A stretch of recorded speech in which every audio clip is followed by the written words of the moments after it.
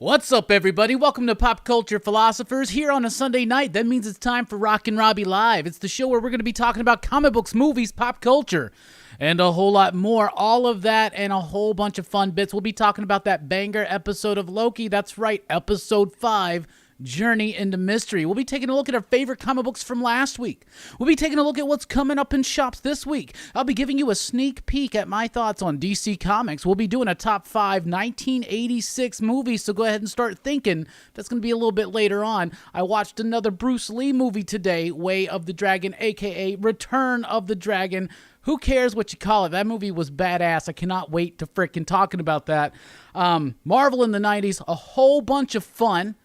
And more surprises and all that stuff. So, this show is driven, fueled, if you will, by your questions, your thoughts, your comments, your concerns even. We may have a lot of slam bang fun planned for tonight, but trust me, there's plenty of time for bullshitting around. I am Rockin Robbie Billups. I do want to say that you can check out popculturephilosophers.com for some podcasts. You know, we haven't done one in a while. We've been doing a lot of YouTube content, though. But if you want to check out those old school in-studio podcasts, they're on our website right now, as well as links to merch and all that stuff. T-shirts, mugs, stickers, you know, all that stuff.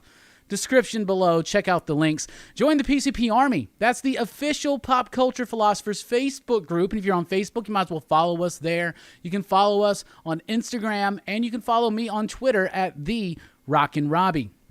If you want to support the channel, you can do so like these fine PCP Patriots right there at patreon.com/PCP and get exclusive perks. For instance, you get a downloadable audio-only version of the weekly comic book review before the video drops. And that's always something cool, especially if you listen instead of watch and you're always on the go and you got to have it with you at New Comic Book Day at the comic shop. So, all that mess aside, you can also support with Super Chat tonight. By the way, I'll hit let's see, $30 tonight. If we get $30 in Super Chats throughout the course of the night, I will open up one of these 4 Transformers, and y'all can decide which one. There's a Soundwave, there's an Optimus Primal, there's a Jazz, and there's a Hot Rod. So I'm pretty sure most people want to see the Soundwave opened up, but that's just a goal to think about. No worries if not. Anyway, what is up, everybody?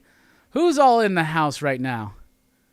Let's see here. We got Lewis. We got Silent 5K. What's up, TM Nerdy? We got Eric. Jesse say, what? What'd he say? Nah.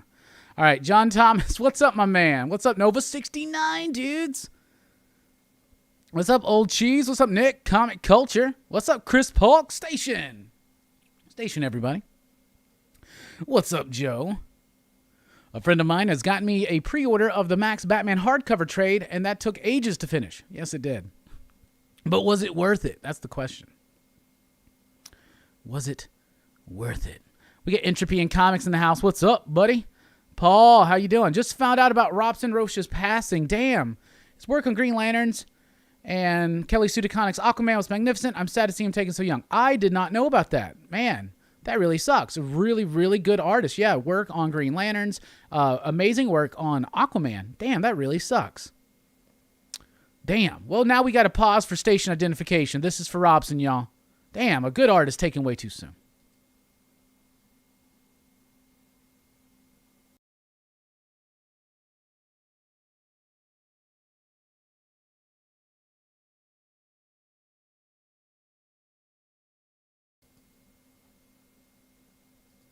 All right. What's up, Tacky? What's up, Bobby? What's up, Robbie? What's up, Reverse Amoeba? How is everybody doing? Entropy in Comics says, I am enveloped with the news of the upcoming Doctor Strange Death series. I'm not excited about it. Death of Doctor Strange. It's a fake out. He's not really dying. You think they're going to kill Doctor Strange before his next movie? That's not going to happen. So, I don't know. We'll see what happens. What really excites me, though, is these 2 one-shots that they announced for October. There's an Avengers Death of Doctor Strange and a Strange Academy Death of Doctor Strange. And Strange Academy is done by Scotty Young, the typical writer of Strange Academy, and the artwork is done by Michael Del Mundo. That's probably going to be pretty cool. And the Avengers one is Ryan Bodenheim, as well as written by Alex Packnadel, friend of the show. So, hell yeah. That's really, really exciting. Strange Academy is about to join the Avengers. In maybe a team-up fashion, right? By the way, yes, the Bucks and the Suns about to start Game 3. That's on in front of me. Seems like the Suns are just going to kind of pull away with this one. I'm glad I didn't bet. I didn't bet on this one. I thought about it. I was going to bet lunch with Mike, but I'm glad I didn't because he would have picked the Suns, and so I would have picked the Bucks. Oh, Paul, don't ever apologize for spreading information. That's a terrible thing to hear about, man. Entropy's excited about the whole package. Well, I'm excited. I'm excited for you. So that's cool. All right, we're going to start with the first 6. Been going through my Marvel Universe Series 2 trading cards from 1991. Marvel in the 90s, right? Might as well just play the bit. No, I'm just kidding. Get too trigger happy. We are on the Arch Enemies bit here, and so now we got Human Torch versus the Submariner, and that, of course, is Jim Hammond Human Torch. You can tell because he doesn't have a face. Doesn't have a face. No Did You Knows on this, but their first encounter, oh, that's interesting. Their first encounter was Marvel Mystery Comics number 8 from June 1940. Y'all, spec book. You should try that one out. Spider-Man versus Hobgoblin, first encounter, Amazing Spider-Man 238. Then we got Captain America versus Baron Zemo. This is Baron Zemo the second. First encounter, Captain America 169, dude. Punisher versus Jigsaw. First encounter, Amazing Spider-Man 161. I remember that issue. I remember reading that not too long ago. X-Factor versus Apocalypse. First encounter, X-Factor number 5. This was the shit. When I was a kid, I was eating that stuff up. And then Punisher versus Kingpin.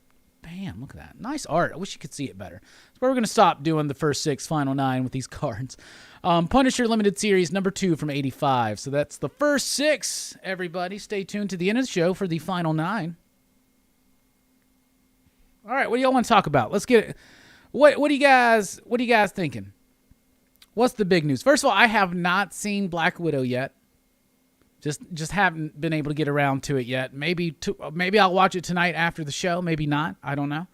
But it will be watched at some point in this next week. So I will be talking about Black Widow for sure next week. Probably even Friday night, PCP movie night. Well, someone throw it out. What do you guys want to talk about while you're doing that? Let me tell you what's coming up here at the channel. Thursday night, I am joined by Dank Comics and Caps on Comics. That's right. The 3 of us going to be chatting for a good long time about comic books, movies, pop culture, and trust me, a whole lot more. Action Fest, that's going to be on Friday night. And this is the PCP Army Movie Poll Action Fest edition winner. This is audience choice. Y'all picked a batch of movies. Y'all voted. And The Fifth Element handedly won.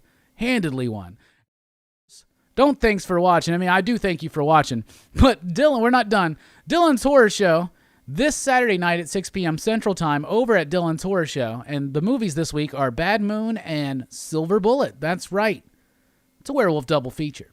So there you go. Also, I will go ahead and announce that the winner of the Keanu Reeves PCP Army Movie Poll Action Fest Edition poll is decidedly Point Break. So Point Break will be the movie we're reviewing the week after John Wick. So this week it's The Fifth Element. Next week is the John Wick trilogy. Very excited. We have Ibrahim Mustafa joining us for that. For this week's Fifth Element, we have Geeks Unleashed joining us again. And then after the John Wick show, we'll be doing Point Break, my man. Oh, man. I'm excited. Though honestly, if you think about it, Point Break is just Fast and Furious with surfboards. Y'all get that? Kyle says, I picked up the new X-Men #1, but not reading all the other titles makes this seem so hard. Well, each book has its own identity, its own characters, its own stories that they kind of focus on for the most part. The unfortunate bit is that they keep doing these things like the Hellfire Gala or Ten of Swords that make you feel like you got to get it all. And let's talk about this X-Men jive real quick, because it's pretty much come out through the rumors, and it's pretty much come out that the Hickman plan has been abandoned in order for Marvel and editorial to lengthen out this era. Basically, what ain't broke don't fix, right? So sales have hit a certain point on the X-Men books where they're fairly self-sufficient and self-sustaining, right? And so I think that editorial and Marvel just kind of got a little greedy, and they want to keep this going. So basically, the act structure has been abandoned. This has basically been confirmed by, I don't remember what site it was. Maybe it was Adventures in Poor Taste. I'm not sure. But whoever does the Mutant Monday, X-Men Monday thing with Jordan White, the group editor for X-Men, he basically said they're not in an act. They've abandoned that. Hickman's down. It basically seems like they're going to extend out the Krakoa era in order just to keep this going, right? And then let Hickman do these miniseries to like divulge a little bit of chunks of things he wants to do. But now it doesn't seem like a story with a definitive middle and end coming, but now it will just kind of wander around for a bit. The new status quo. And if it's the news, that's fine, but like, you hire a dude for a plan, execute the damn plan. Because here's the thing. I think us readers have showed a lot of patience. Some of us have showed a lot of patience with the X-Men in the Hickman era, right? Because we believe that there's a plan. And now the more and more we're hearing that there's not necessarily a plan anymore, there's still a plan, but the plan now is to kind of keep it going. I don't know. I don't know. I'm getting really tired of it. Even the last issue of X-Force, which has been a title I have been championing for the last few years, like, it was boring, it was dull, and I just don't freaking care anymore. Some books have a little bit of life to them. Wolverine, X-Force at times, Marauders at times, but they're not they're not guarantees anymore. A Hickman issue is always a guarantee to me. I'm really excited for Inferno, and I hope that we get something else coming out after that. We'll see. I hope so. But I don't know. I really don't know. Like, that being said, I rather enjoyed that issue of X-Men. Now, Pepe Larraz was doing the artwork. It was a #1 issue. It was a new team, so it was establishing the X-Men back in New York.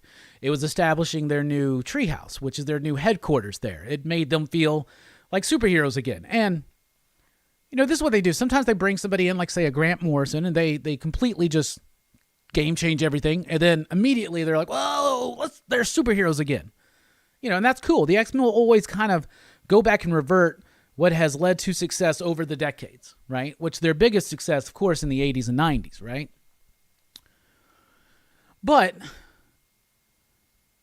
with the Hickman stuff, like, this feels to me like it was not meant to just be a new status quo change, but meant to, like, anyway, the whole ass backwards way around of saying it's nice, always nice when you have a divergence from what X-Men typically is, and then you see them come back. Like when you had the Outback years, and I know a lot of people love and respect the Outback years, Claremont, Adams, and others, right? But when Claremont was leaving and they relaunched, you know, with Jim Lee, and Claremont did those last first 3 issues of X-Men there, you know, they felt like superheroes again, and they had a teams. They were the blue and they were the gold, and that was a really fun, fresh era. And so I'm not saying anything like that's happening. I'm just saying it's always nice after a bit of a divergence to have the X-Men come back to New York and act like they're superheroes, right? So take that into account with some really interesting ways to use some of the abilities of the people involved, like Sync, Polaris. Not much Sunfire action for me, but those are necessarily characters I don't really get into that much. Aside from that, I actually really like the issue. Whenever Pepe is doing an X book, it's just fired off. You know what I'm saying? So I will read the ones that I still like. Cable's wrapping up. Wolverine's up and down and inconsistent. The ones that I was thinking were very strong have started becoming more and more inconsistent. And when you have editorial changes or maybe shifts in direction and perspective and ideas and direction, like I feel like the X-Men line's faltering. That being said, anything written by Hickman, I'm still down for. I liked the first issue of X-Men. There's some other good work. I mean, Way of X is good. It feels a little boring. Not as boring as X Corp. That book ain't going to make it very long, is it? No, not at all. What do y'all think about the X-Men? Are you liking the direction? Do you feel like it's just meandering around, that they're just trying to keep this going now for as long as possible, stretching it out weirdly? And sometimes, you know, I don't mind a weird stretch as long as it's also a proper stretch. But a weird stretch just to extend something, I feel it's just greedy. What are y'all thinking about the X-Men books? Are you still as excited about all of them? Which ones are you really enjoying? Are they getting inconsistent? What do you think? Let me know. Sean says, Hickman is a great writer, but every series has suffered in the similar way when a single individual controls the direction of every book in that series, like Avengers did when Bendis took over. Here's the thing, though. Hickman came with his ideas and his plan on what he wanted to do. And I'm pretty sure that this is how it worked out. And it was the same thing. It was the same thing that Grant did when they took over X-Men. Was that they got to pick the X-Men they wanted to use, and then you do whatever the rest with what you want with the rest, but just make it fit in this world, in this vision. And Hickman's not telling Benjamin Percy what to write. Hickman's not telling Jerry Duggan what to write. Hickman's not telling Vita Ayala what to write with Children of the Atom. Hickman probably, you know what I'm saying? Like, Hickman's not telling these people what to do. He's not telling Teenie Howard what to do on Excalibur. They have meetings, you know, and I think they're all supposed to fit within his vision and his world, but he's not dictating it, right? Here's the thing, though. Because those sales on those books have kind of hit a point and leveled off and stabilized in a way that works for Marvel, they are content with just letting it meander around, right? So I still think Hickman's vision will get cued in, but it's not going to be as fast or as quick, and maybe not as drastic. I really feel like Hickman came in with a very definitive 3-act plan. This was what was told to us back then, and now it's been told that they have completely determined not to do that and just kind of keep the books going and meandering around for a while. And to credit Hickman, he's basically getting paid to be head of X. Whatever that means. Who freaking knows? At this point, just wrap it up. If you don't want to do what Hickman wants to do, just let it go. There's a lot of unresolved stuff. The technomancies, the Moira stuff. Like, there's so much still to like dive into, and I just feel like Hickman's not in it anymore. Like, I don't know. It's just so freaking.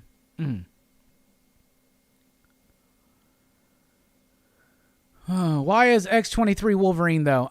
It's the same reason Miles Morales is Spider-Man. Marvel doesn't seem to have a problem with having multiple characters share the same name, I guess. I mean, Laura, X-23, Wolverine, whatever you want to call her. But yeah, I like her. I like that character a lot. And there's a lot that can be done with that character. So I'm excited to see her in X-Men.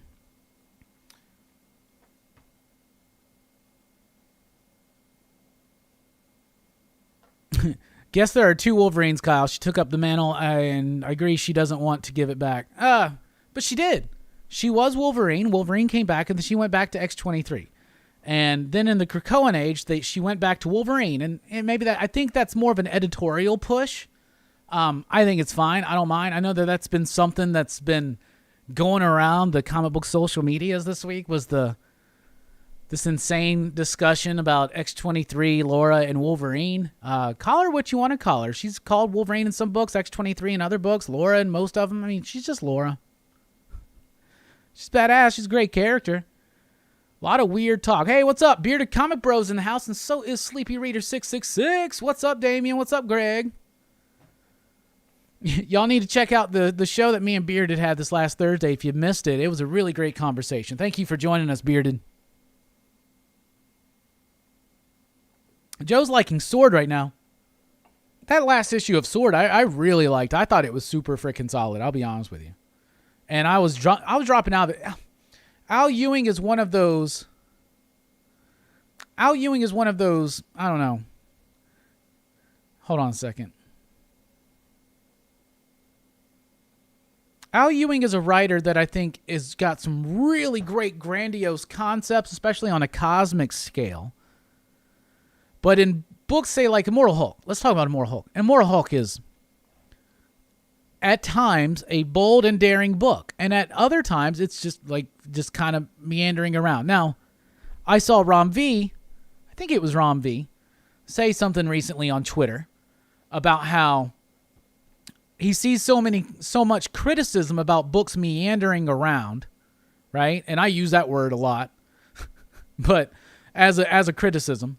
But he's like, but this is what comics were supposed to do. They were supposed like subplots and building on it. Yes, I'm fine with that. But that's not meandering around, because those stories back in the day, like those Vertigo books that would maybe do some fill-in issues here and there, or do like a side issue or side story. And that's what I meant when I said that his recent issue of Swamp Thing reminded me of like one of those Vertigo books.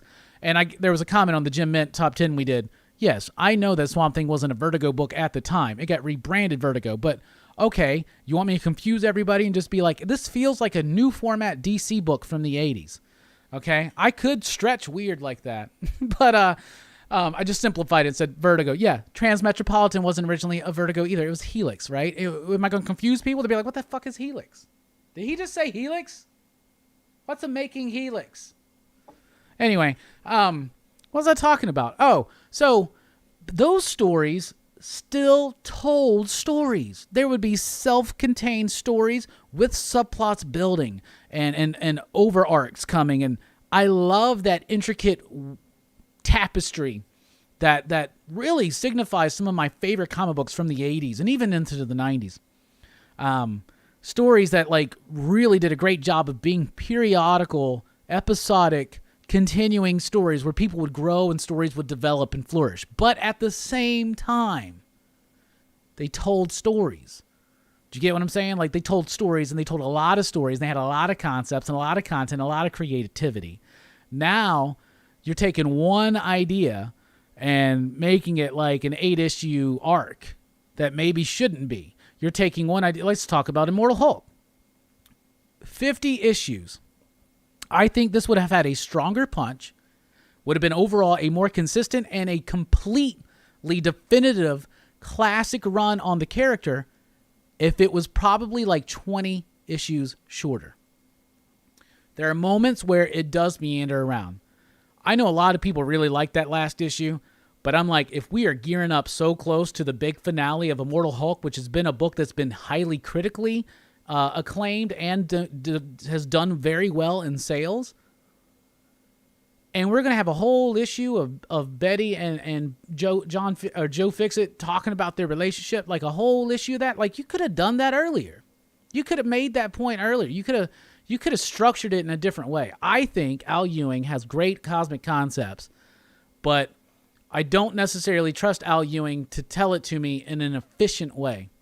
And I'm not saying that I don't want long runs. I do. I want long runs. I want those stories that have characters come in and out and stories that build on each other and threads, like what Nick Spencer is attempting to do in Spider-Man. And to some people, he is successfully doing it. I don't think so, but I do appreciate that he's trying to tell those old school style stories. But at the same time, back in the day, The Hunted would have just been like a 2-issue story at most. And Spencer and editorial made it like a 10 fucking issue story for no goddamn good reason. And that's what I mean when I say a story's meandering around, but whatever. What else y'all want to talk about? Modern writing leans heavy on the trades. I get that, but if you're trying to raise period, like, here's the thing. The trades work, but here's the thing. Okay, so you got those of us that are like Wednesday warriors that go to the comic shop, we pick up our weekly pull and all that kind of stuff. We follow the stuff through floppies. Or even those that follow through digital, right? Okay, we will go to stores and buy like, oh, I missed out on, say, I don't know, Coates' Black Panther run. Let me pick that up in trade. You know, like, I personally think that run reads better in trade. So I prefer to read that. I prefer to read Coates' work, for instance, in comics in trade. But the average person, and maybe the Coates Panther was a bad example, but like the average person that's like buying graphic novels in the store, they're not buying like Black Cat Volume 1, 2, 3, and 4. They're not buying Hawkeye. You know, they may have heard of Matt Fraction's Hawkeye, and that's the one Hawkeye that they've heard of, and they'll buy it if they know of it. But like, most people are going to the shops to buy things like Secret Invasion, Infinity Gauntlet, Secret Wars, or whatever the newest thing. Like right now at Books A Million and Barnes & Noble, not at comic shops because Diamond doesn't have them available, but I bet all the Loki, Agent of Asgards, and Vote Loki trades are selling very, very well. You know what I'm saying? Right now. But for the most part, it's the bangers. It's the ones that people remember. It's Secret Wars. It's an Infinity Gauntlet, Infinite Crisis, Crisis Infinite Earths even, Final Crisis, like Blackest Night, these big stories. Most people can, and you can You could learn the history of the Marvel Universe basically by just reading the events. And that's what a lot of people have knowledge of. And that's fine and that's cool. So I think it's a misunderstanding that the book market is so solid on graphic novels because it's not Guardians of the Galaxy Volume 4 that people are out there buying. You get what I'm saying? It's other things.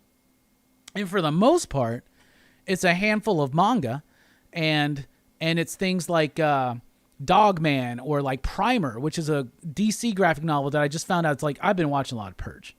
So I think a lot of this has come from watching Purge and Joe. But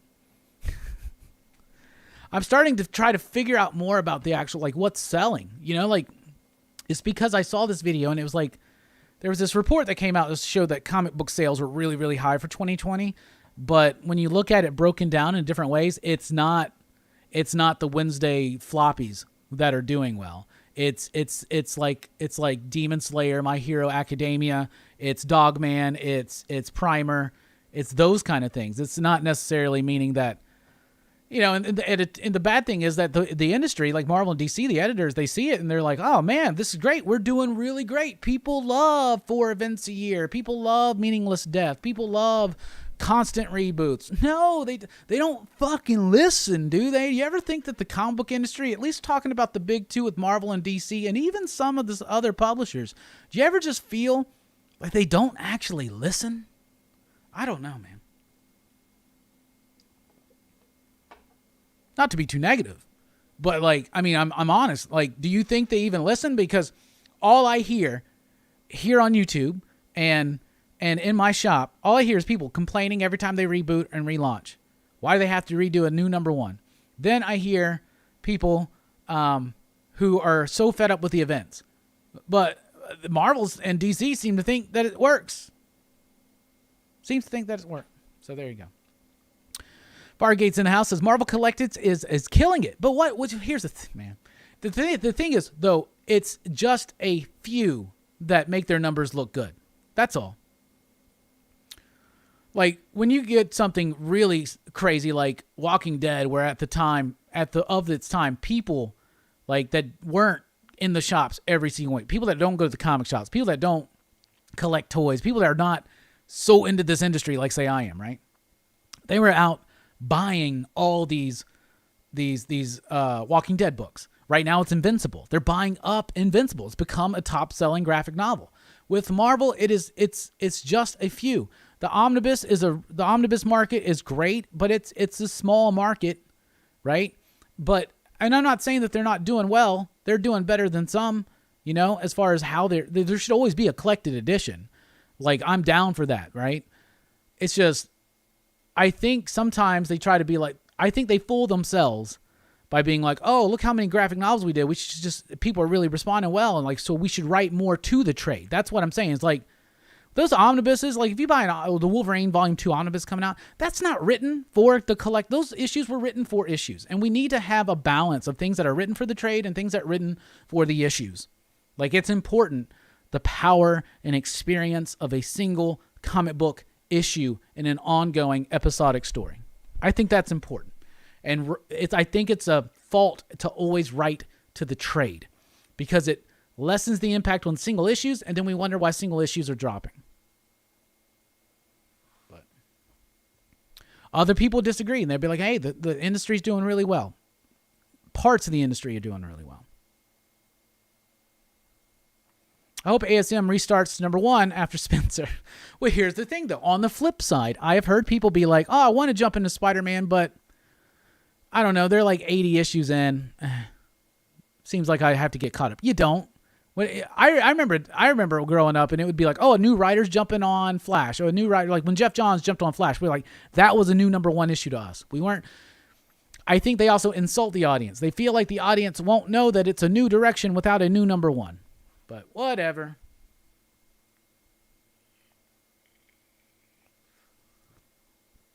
Tacky says, please hit that like button. Defeat the YouTube algorithm. Hell, crush it.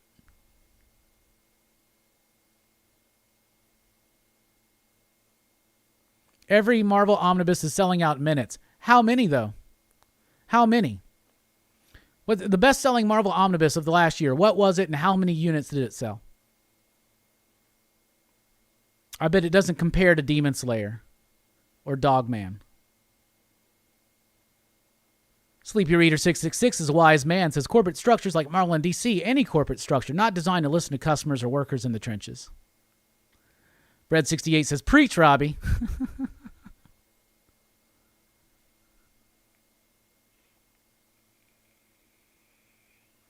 John says, my best friend doesn't read books regularly, but buys The Walking Dead omnibuses. Hell yeah. Daniel says, so in a sense, it is comparing a miniseries to a movie. Both have similarities, but also very distinct differences. Fargate says the printing is a lot every month now. That's not a definitive number. I bet if we actually look at the numbers, it's not like, I don't think they produce. I think that, I get that there's a lot of people that like omnibuses and buy them, and they're awesome. I have some. I love omnibuses. I love collected editions. The omnibuses are not what somebody who just watched Loki isn't going to go buy a $150 Loki omnibus. They're going to go buy like maybe a $30 trade. But for the most part, they're just going to buy like $20 Loki horns or a $30 t-shirt or something like that. We'll look this up. We'll look into it. But I know Omnis are doing better than they used to, but I bet the numbers are relatively low compared to some of the other things. And they sell, I mean, I could make 5 copies of something, sell 5 copies and be like, hey, yo, we sold out. And it sounds cool.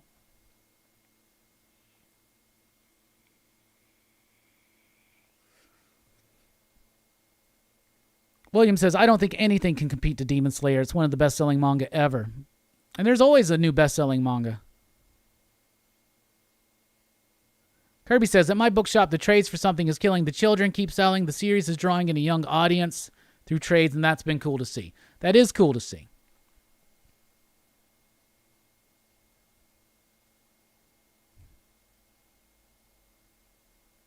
I feel like it's binge watching a series that you heard was good. Yeah, that's a really cool thing. I mean, that's how I got into it. When I first got into 100 Bullets, they were in the middle of some story arc, and I bought book 1 and 2 and then had to find issues to get what would be book 3 because they printed them like way less frequently back then.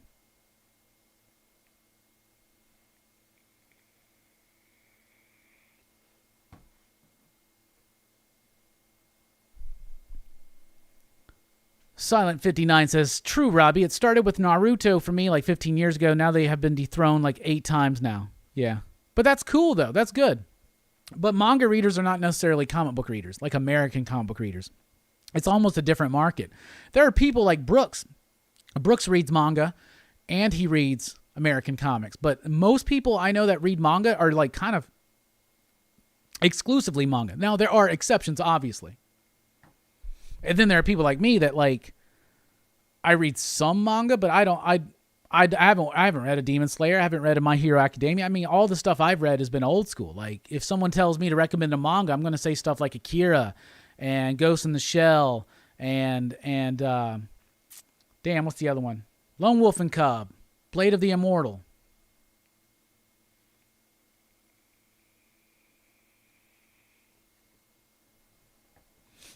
Daniel says, producing an omnibus is relatively cheap as all the artwork is already made, so the big art cost is very low, so it's like airing TV reruns, sort of free money, so why should they not make them? No, I think they should. I love omnibuses. I think they should make them, but I think they know their market, and I think that just because we hear that something sells out, like Epic Collections, oh, this out of print again, how many did they make?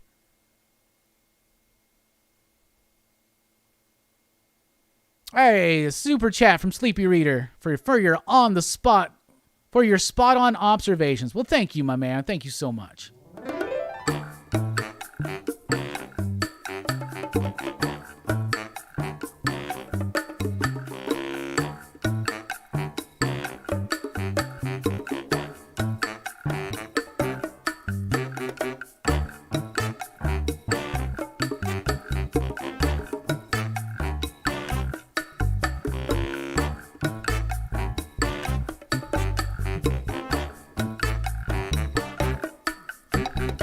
Let me tell you about this little man we know.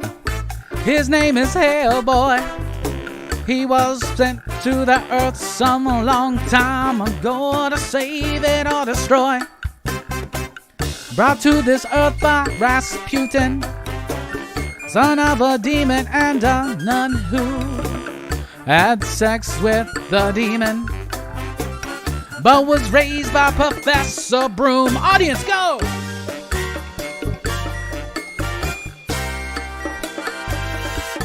Love that Hellboy.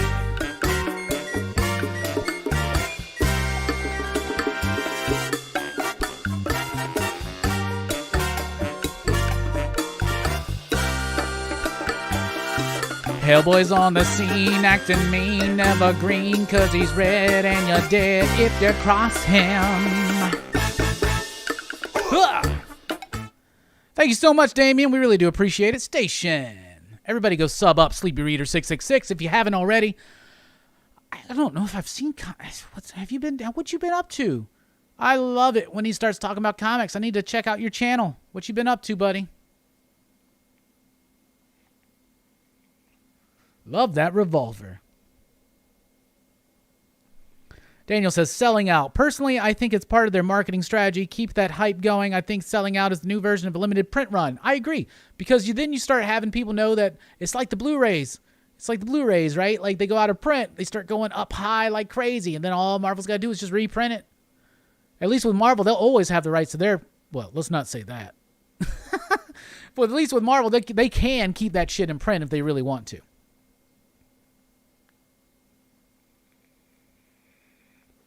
But I love Omnibus. Is that what we call them? Omnibus. Hell yeah. Well, we've already had some great conversation. So now let's move the conversation a little bit more positive.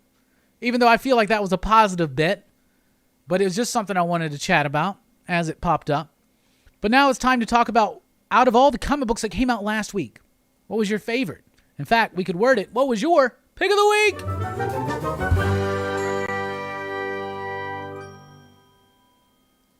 My pick of the week was The Nice House on the Lake #2. Let me tell you, this book blew me away. Loved it. James Tynion, doing some really interesting concepts, but has been lucky enough to be paired up with some artists like Alvaro Martinez Bueno to do these amazing, wonderfully composed double-page spreads that really help stretch out James Tynion's verbose nature and makes it feel like a more electrifying pace. Little tricks like this. I had some comments. I addressed them on the top 10 video with Jim Mint, but I'll address them here as well. What is the difference between things like this, which is a page of just script of the people talking? What's the difference between that? And over here, we got the same thing with a little bit of imagery. Why did I like these like info dump pages like this? Just a whole schedule right there for the week, as opposed to the other Tynion hit, Department of Truth. The journal pages in Department of Truth to me were a bit long. They were muddy and difficult for me to read at times. And because of how long they were, out of nowhere they felt, it took me out of the flow of the book. That didn't happen with this book. They were short. That was a quick thing to do. It's also telling you something else. There is somebody very meticulously watching and transcribing everything that's being said. So that's what I liked about it.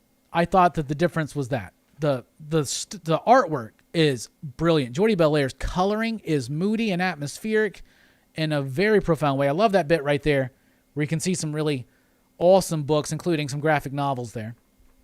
It's just gnarly stuff. So this is about a dude named Walter.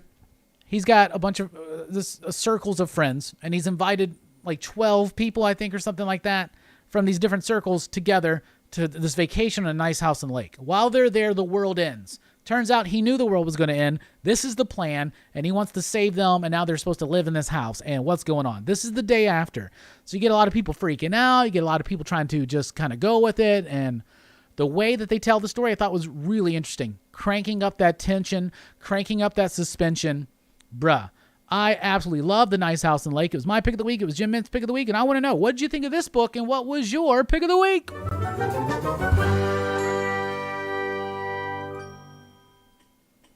Tell us.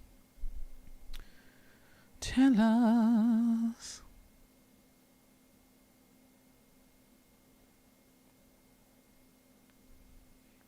Phoenix is leading after one. They take the Bucks' best punches and still come ahead. How do you feel about director's cuts like they did with The Last Ronin? I don't mind them. It's cool. I don't know what The Last Ronin director's cut was like, but usually for the most part, you get a little bit of, maybe you get the script, maybe you get like the original pencil artwork or something like that. That stuff's cool and a little extra that you can get. I remember Marvel did these things back in the late 90s called rough cuts. They did one of Avengers #1 by George Perez and Kurt Busiek, and they did one of Thor #1 by Dan Jurgens and John Romita Jr., and I remember really liking those. I remember the director's cut of Avengers 500. Wasn't that one like a foil cover? That's nice.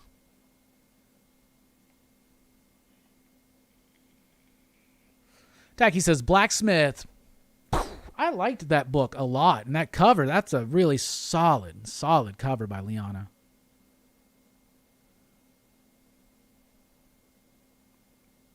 Graphic novels, 835 million. Comic books, 285 million in 2020. What graphic novels? Batman 110. Never had a bad issue with that title. That was a great issue. The artwork by Jorge Jimenez is fan-freaking-tastic. Bryant liked Basilisk and Noctera. Bread68 says, The Nice House on the Lake. Taki616 says, Firepower 13. What a great issue. Slowing it up a little bit. Showing the actual effect that's been done on this family. They're freaking out. Can't even eat a steak without thinking someone's going to jump out of a window at them. Find the Nar says, yeah, I was not a fan of that info dump stuff. Nova69 says, I agree, Kyle. Batman 110, awesome fight scene. Tacky says, people sleeping on He-Man, were those first appearances? I think they're first appearances of new iterations of characters. I just didn't, I did not like that book. But I think the whole thing's probably going to be a spec book. Maybe the whole damn series. We'll see. Find the Nar says, I personally love Skybound X mostly because of the Rick 2000 was so much fun. That was really cool. Kirby says, the journal pages in the Department of Truth 10 were definitely too long / muddy. It disrupted the pacing. Nice Houses 2, their text still keeps you grounded in the story. Issue 2 was top notch. Hell yeah, Kirby. Comic Toby liked X-Men Legends 4. I guess you just read that one. Joe says, I like this week was Skybound X and Swamp Thing. Swamp Thing was awesome. What's up, Phantom Zone Comics? Sleepy Reader says, my only complaint with Nice House is losing track of who's who and here and there. Yeah. And so it doesn't help when they do this I don't remember who the damn writer was versus the artist versus the, the telemarketer or whatever the hell, you know what I'm saying?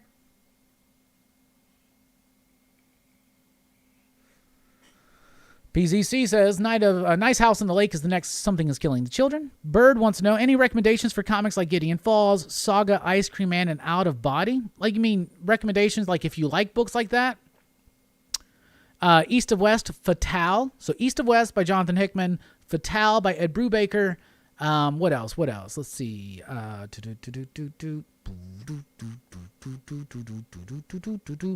go a little bit old school. You ever read Preacher? Ever read Transmetropolitan? Ever read The Sandman? Ever read Starman by James Robinson? Those are some good ones. If you like those books, you might like those ones. Steve liked Fight Girls. I did too. Little Running Man meets Hunger Games. Yeah, I liked it. Frank Cho likes to draw women, dinosaurs, gorillas. You're going to get all these in this book.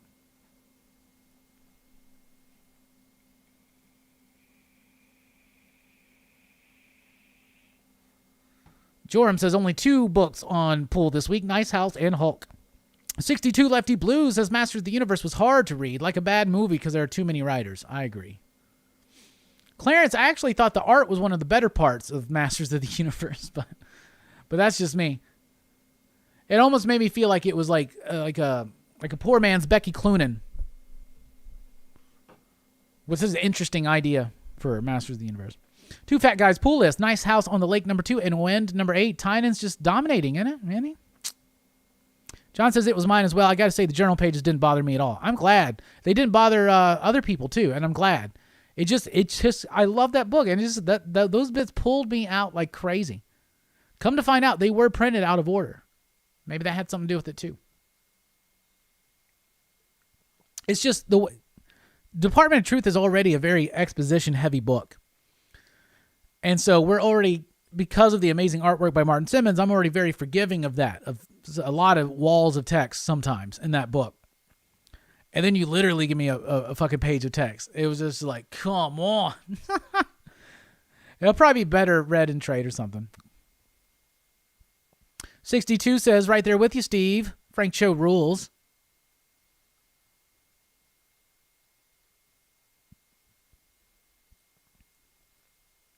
Planetary. That's a great one, 62. Good one to mention that. Comic Toby 420 says, truth is, I don't collect mini runs, but I am sticking to Legends and Nonstop Spider-Man. I don't see them running for long. No. Nonstop Spider-Man will be stopping at some point. In fact, it ain't coming out for a while. Hey, we got a super chat from Scarpads Comic Treks. Your opinion, is the $30 that Disney and Marvel are making on Black Widow off Disney Plus sales offsetting the amount they are losing by day one piracy? Probably not. But I think at this point, pirates are going to pirate, and people that don't pirate, don't pirate. I don't know. Maybe they just realize that. Pirates are always going to pirate. Ours are always going to arr. $30. The thing is, $30 is a hefty price tag. But if you have a family, like if it's like you and a partner and like 3 or 4 kids, like that's well worth it as opposed to going to the movie theater. I prefer to watch movies in the theater when I can. But sometimes, like this one, I may just watch this one at home. But I don't know. But is it offsetting the amount they're losing? But here's the thing. Are they losing money from piracy? And I get what you're saying. Because the fact that it's being streamed, people are able to pirate a really good copy of it. As opposed to like doing some kind of camera in the theater trick, right? So is that offsetting? Maybe to some. I think overall sales are going to be low ticket-wise. As far as it made like over 200 million is what they're saying. So I guess that's a success for them right now. It's just a whole new market in it, but I don't think it's offsetting it. Maybe there's probably more piracy because obviously people can take a streamed version and pirate that way easier than they could something that's just in the theater. But I don't know. I've heard Black Widow's just kind of okay though. But anyway, Scarpad, I really do appreciate the super chat.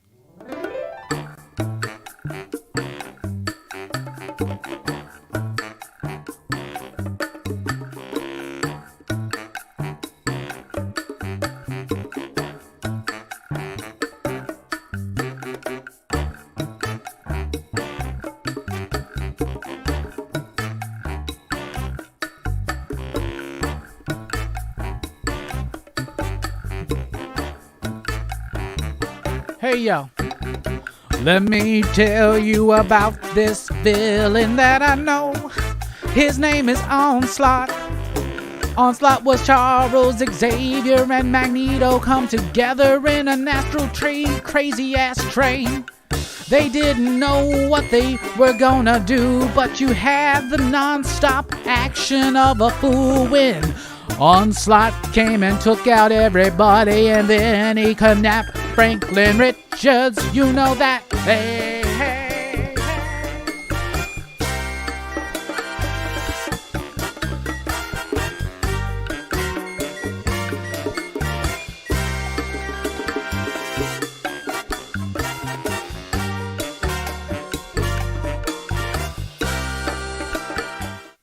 I fucked that one up, man. I thought I knew where I was going to go with that one, and then I just didn't. I don't think I've had enough beer yet. Thank you, Scarpad.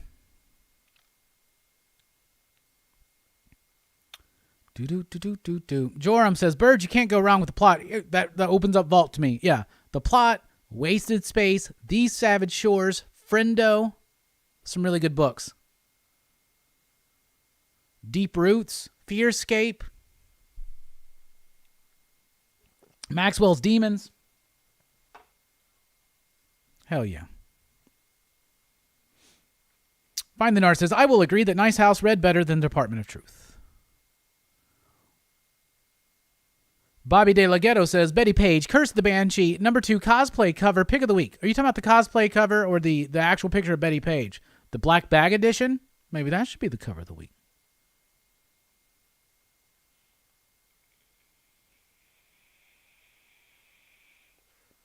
I heard that Shang-Chi is going to be in theaters for 47 days. Why so particular about that? Probably because of the timing of releasing it on Disney Plus or something. Here's one thing, though. The Disney Plus subscription service, that might offset some of their piracy. A lot of people have the Disney Plus. They don't even think about it. I have Disney Plus. I don't even think about it. Why?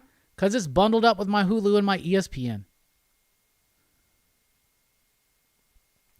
What are your thoughts on the Marvel Gamerverse stuff? I don't really have many thoughts on the Gamerverse stuff. I'm not really a gamer of modern games, so I'm not familiar with that stuff, and so I don't really read it when it comes out.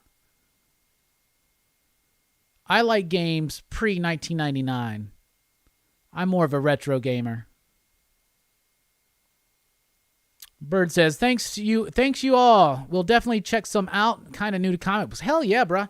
I've done a ton of like top 10 videos and we've done Comics Revisited. Like almost everything that we've done on Comics Revisited that you probably have never heard of would be a good fit. 80 folks in the chat and 36 likes. Come on, y'all. Spread the love, says Bobby.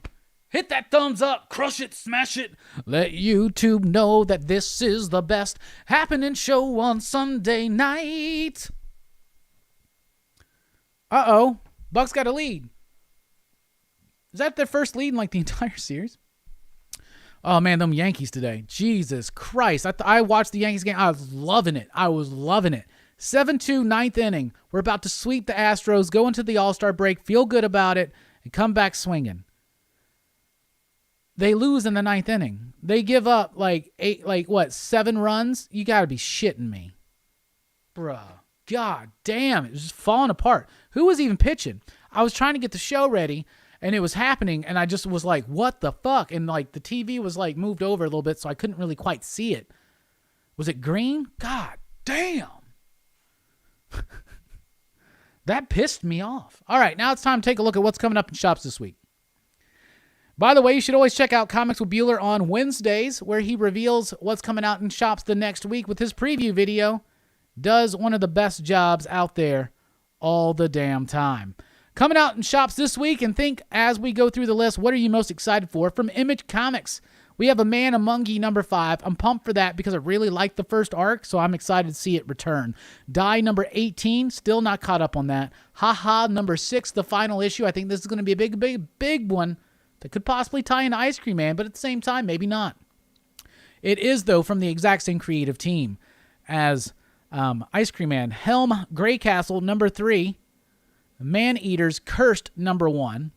Moonshine 26, Oblivion Song 32, The Silver Coin number 4, The 6 Sidekicks of Trigger Keaton number 2, really excited for that, Skybound X number 2, and that's Image Comics. From Dark Horse, we have Black Hammer Visions number 6. I have fallen behind all my Black Hammer stuff. House of Lost Horizons number 3, Norse Mythology Volume 2 number 2, Rangers of the Divide number 3, Savage Hearts number 1, Secret Land number 2. Ooh, the hardcover of True Lives of the Fabulous Killjoys, National Anthem. Hell yeah. From IDW, we have Canto 3, Lionhearted number 1, G.I. Joe, Real American Hero 282, My Little Pony, Friendship is Magic 100. That book's been going on longer than most Marvel books. So is Teenage Mutant Ninja Turtles, issue 119 out this week. And Transformers number 32. From Marvel Comics, we have Aliens Aftermath. It's a book that takes place after Aliens. It's called Aliens Aftermath. Get it? Aliens Aftermath number 1. Carnage Black, White, and Blood number 4. Champions number 8. Conan the Barbarian number 23. Excalibur 22. Extreme Carnage Scream number 1. Remember, the Extreme Carnage event is a series of 8 one-shots. Then we've got Iron Man number 10. What else? We've got Sinister War, #1, Joy. That could be cool. We'll see. Spider-Man Spider Shadow, #4. Spider-Woman, #13. Star Wars Dr. Aphra, #12. Star Wars War of the Bounty Hunters, #2. Thor, #15. Feels like Thor's been gone for a minute. Way of X, #4. X-Corp, #3. From Dynamite, we got Barbarella, #1. Brand new Barbarella comic. Ooh, look at some of those covers. Woo. Bootay. Dynamite Lives, #2.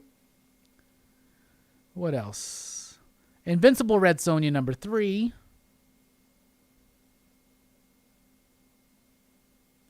And and Vampirilla versus Purgatory, #5.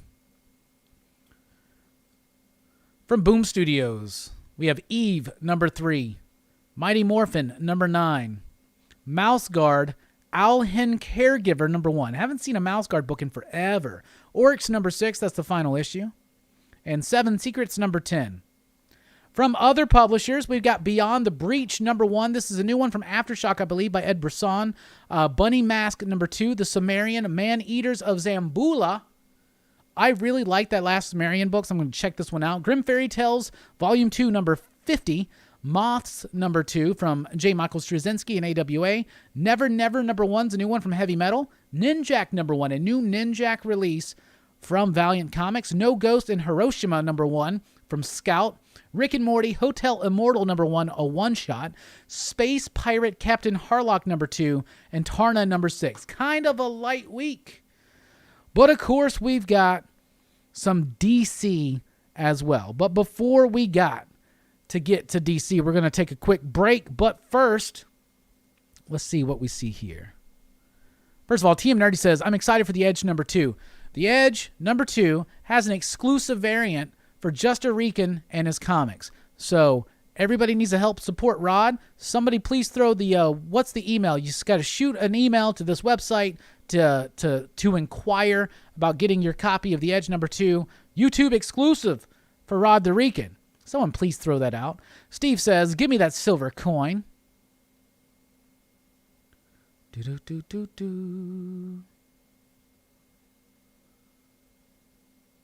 Dynamite.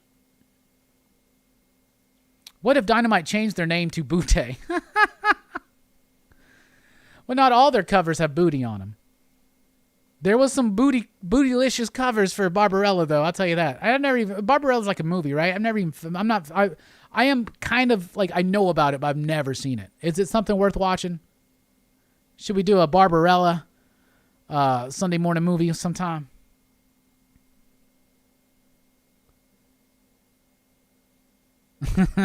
Billy always committing to the bit. Don't sleep on Marjorie Finnegan, Temporal Criminal. I am sleeping on it. I read the first one and I don't know.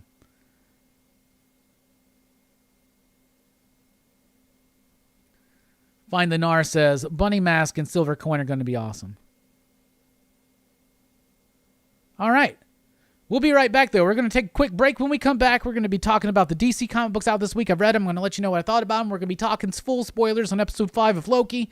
And we'll be talking about Way of the Dragon, the latest Bruce Lee film that I have watched. All right, y'all. Station, we'll be right back.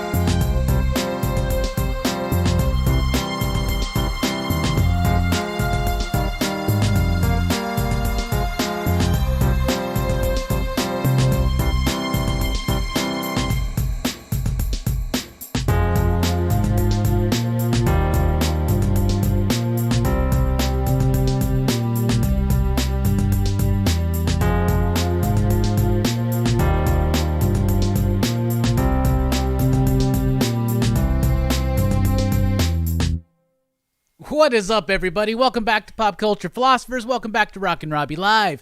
We've already had a very lively first hour here. We were talking about comic books and the industry and graphic novels and omnibuses and what numbers mean versus what numbers don't, and how the corporations, the big two, don't listen to the readers. And it was a good, fantastic, fun time. We talked about our favorite comic books of the week before. Nice House on the Lake, for instance, was mine. And we took a look at what's coming up in shops this week. But not the DC books, because we're about to be getting to that. But I do want to recognize a few people that I saw jump into the chat. First of all, Perry Comic Station. Perry is my Cobra brother from another mother.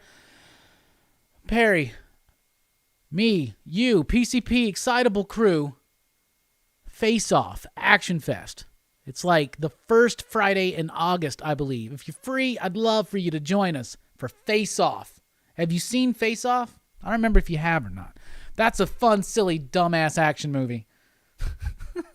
John Woo. We also got Bullseye Bob from Everything Comics in the House. Station Bullseye Bob.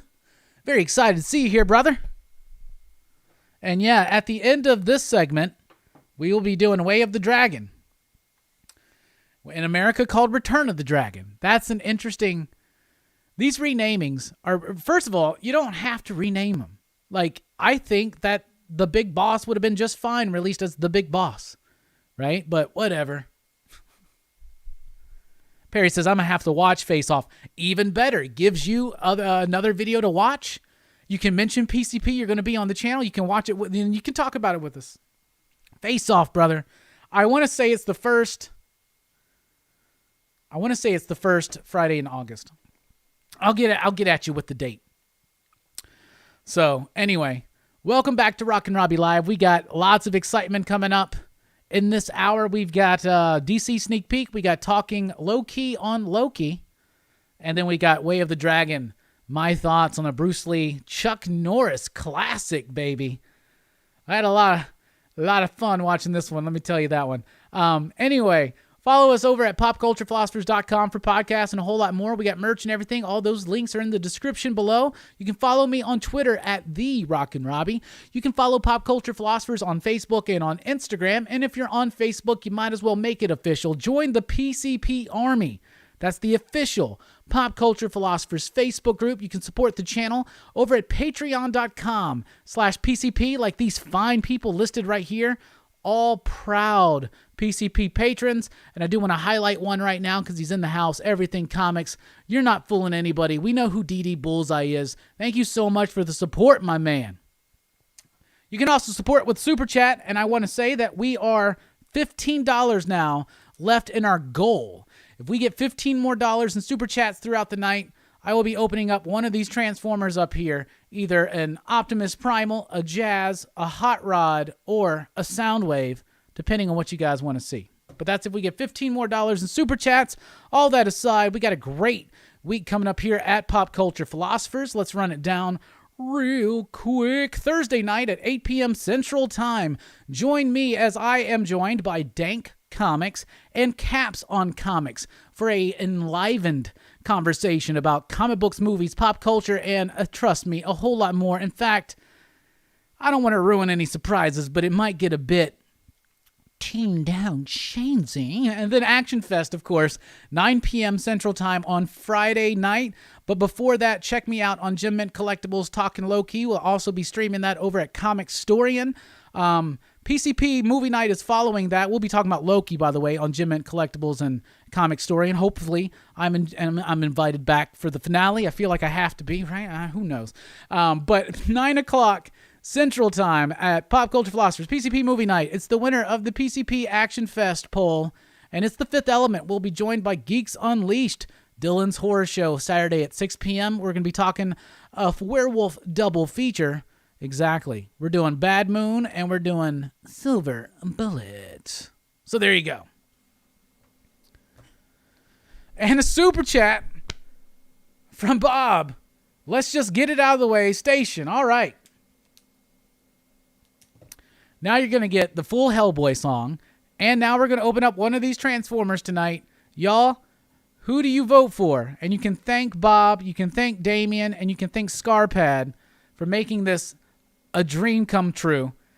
Soundwave, Hot Rod, Jazz, or Optimus Primal? What do you want to see opened?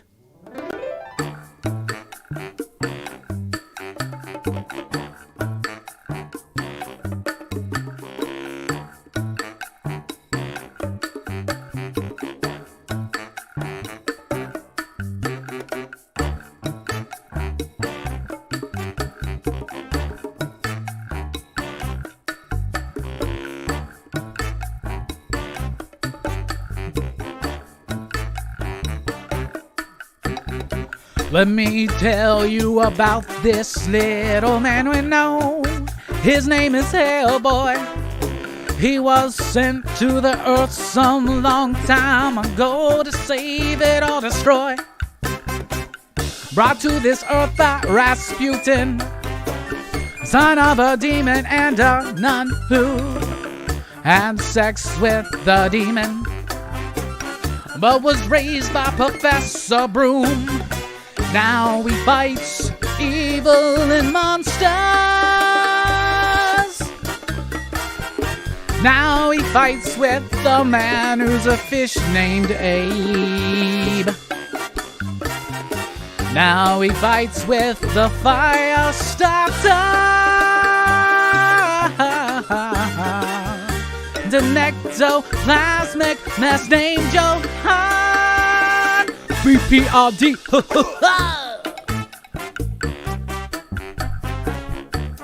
Yeah. I see a lot of votes for Soundwave. I see a couple for Optimus, 2, 1 for Jazz. No one cares about Hot Rod. It's not surprising, you know. Hot Rod was never quite what Optimus could be. Even Optimus as a gorilla was better than he be. Oh, now.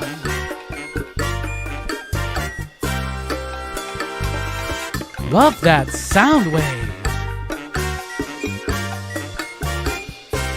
We got another vote for Jazz. All right, enough of that. Somebody, Mike's here. What's up, Mike? Station Mike 06. Yes, Mike. Somebody tally up the votes. Who won? It looks to me like Soundwave, but I'm going on with the next bit because we talked about what's coming up in comic shops this week, but we didn't talk about DC. Why?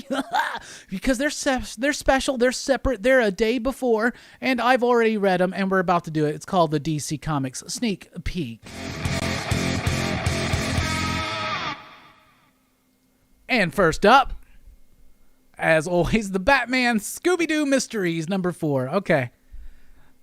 Y'all, everybody just messing around, like, for real? Like, this was the best issue of Batman Scooby-Doo Mysteries yet. This was a really solidly fun issue with Nightwing and Batgirl and the Scooby Gang against Black Mask. And Black Mask, you know, the False Face Society, got a bunch of people with masks and Scooby and them. Just like to, there's a lot of, like funny, doofy, like almost near meta type moments in here that I really thought was great. Kids would like it, but there's also some nice jokes there for us adults. So that was a pretty solid book. Challenge of the Super Friends. Issue number 4 is out this week. It's always nice to see Peter Tomasi go back to Jonathan Kent and Damian Wayne when there was that brief moment, that brief rebirth moment when Jonathan Kent was still a kid and Damian Wayne was a kid and still Robin, and they were the Super Sons, and we just got some really great stories. This feels old school, it feels fun, it's fresh, it's vibing, but it's not doing anything unusually different. You know, it's not like stretching out the medium or being innovative or anything, but it's just telling a really great, fun story when these two characters were at their height. This stuff is amazing, and I love this issue. I thought it was really cool. They try to save Cyborg's life in that one and go digital. Rorschach, number 10. This kind of up and down issue. This is nothing but one dude telling another dude, okay? One dude telling another. It's a bunch of exposition. Here's the thing. This book has been nothing but exposition for the last few. Now, for the last couple issues, they were able to get away with it by doing some really cool, innovative, experimental type stuff with the story structure and the paneling. Not here. This is a little bit more typical, so it's a little bit more... This is just somebody telling us something and you showing flashbacks. That being said, it's giving us really solid information. This is the moment where it's all starting to come together. This assassination attempt on on a presidential candidate, and it was done by basically, let's just be honest, Steve Ditko. He was helped by Frank Miller. What's going on? Like, some wild stuff. A really crucial issue to understand what's going on and what's to come. But literally just a dude fucking talking the entire time. A dude just talking. And Jorge Fornes can only do so much. Like, we had to lean on, Tom King has had to lean on Jorge Fornes so much in this book to keep it's an interesting story that would probably work better as a short story or novel. You know, maybe Tom King should try to be he tried to write a book, or he did write a book, but you can only ask so much of Jorge Fornes, okay? And then one day he's like, you know what? I gotta hit a deadline. I don't want to be like Clayman and delay the fuck out of this book, so I'm just gonna break this one down easy. But I'm still liking the book. But that issue is just okay. Wonder Woman 775. Back in the day, this would have been an oversized special issue. This is the wrap-up of the Olympus part of the Afterworld story. So they spent a lot of time on in Valhalla, and now we're in Olympus. And we're this really quickly and briskly, in conjunction with the last issue, tells this story really quick. So the first issue was kind of paced out. Amazing artwork by Travis Moore. And this one, you got Andy McDonald. The artwork is good, but it's a bit different, so it doesn't quite fit with what's come before. Andy McDonald, though, is a really fantastic artist in and of its own right. I just don't know if this was the right pick for him because it deals heavily with the Olympus gods. But I liked it. I'm still loving what's going on in the pages of Wonder Woman. It's interesting. It's cool. Everything's starting to feel very connected again, especially with the Infinite Frontier. There's some ads for these. And there's some ads for Infinite Frontier in each one of these that really give me... It's not a surprise. I am a DC fanboy. I'm a Marvel fanboy too, but I'm a DC fanboy and I am a Crisis nut. Okay? So I always try to pick together where the threads are going. But anyway, I like this. The backup story, who knows? I didn't read it. I'm done with most of these backup stories. The Flash 2021 annual. Yo, I'm going to have to look up this cat's name again because I got to give him the proper respect that's due. Jeremy Adams has done the impossible, and he has given me a Flash story, a Flash run that I have absolutely adored and loved. Joshua Williamson had an extended run on Flash that was fantastic and superior. Jeff Johns came before him, and then you had Mark Waid before him, and you have this legacy of great Flash runs, and this is the finale of everything that Adams has been doing and building up to, and it is masterfully fun. So much fun, so comic booky, so superhero-y. And I will tell you this, Wally West fans, you need to read this because this does more than just redeem our boy. Now, when I was growing up, I just loved The Flash, okay? So I didn't know that was Barry Allen in those cartoons. I didn't know that was a Barry Allen action figure I had, right?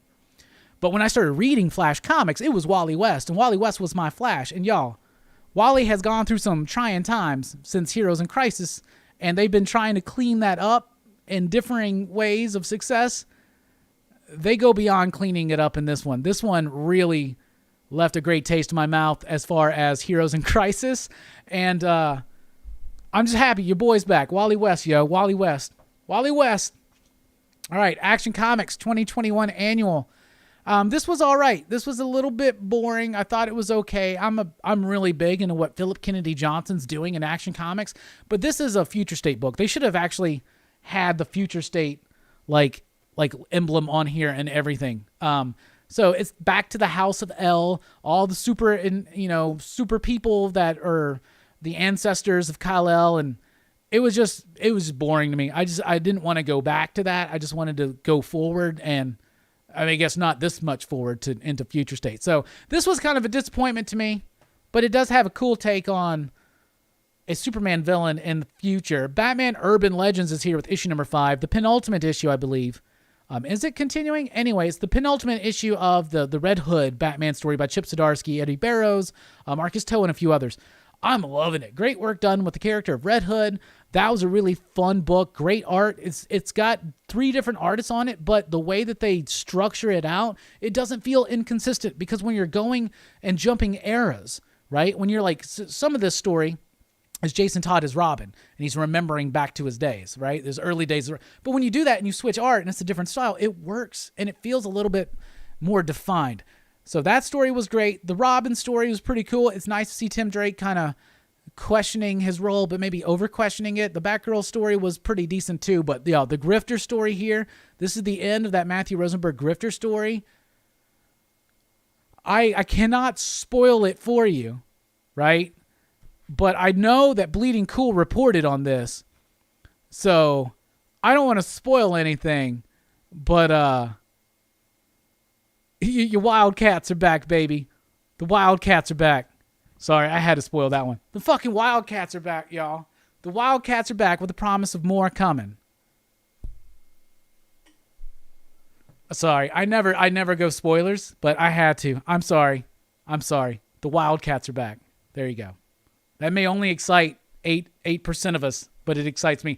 Future State Gotham, a book so bold to actually say that it is set in the Future State timeline, unlike Action Comics. This is a Future State book, but it doesn't tell you it's a Future State book.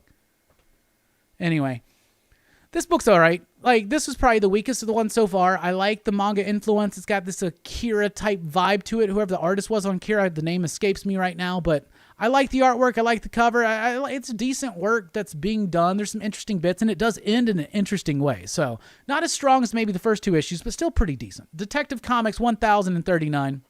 This book, we got Victor Bogdanovic back again on the artwork. It's introducing this new villain, Vile, and kind of explaining his origins. It's been done. I've seen it done better. It's okay. They're wrapping up this Worth story. It's a decent enough wrap up. There's some interesting things that go on, and Victor's work artistically, I think, is a little bit better and more consistent at times than what it was before, but still it's an inconsistent issue because he's got 3 different inkers. There was a page on here too that just wasn't produced well, and it was kind of fuzzy. So Detective Comics, it appears to be the most strong when Dan Mora is actively doing the art. Victor's a very qualified artist, but it's just not as exciting, but there's still some decent setup going on in the pages of Detective. But Batman the Detective, issue number 4 of 6 is out. Tom Taylor, Andy Kubert. You know, Andy Kubert's just amazing. So I got to highlight him. It's nice to see a 90s artist still doing exactly what they were doing with a little bit more refined edge to it. The artwork's great. The story's great. It's an older Batman. He's gone to London. He's been set up for a bunch of... he's basically got this group of people against him that are trying to kill everybody that Batman has saved. This is a story that we've kind of seen before, but it's done in an interesting way with a different Batman with a different perspective that I really, really like. So I thought this was a super, super solid issue of Batman the Detective. Then we've got Justice League Last Ride number 3. Chip Zdarsky, a bunch of Manuel. Is it Manuel Mendonça? The art is pretty solid throughout.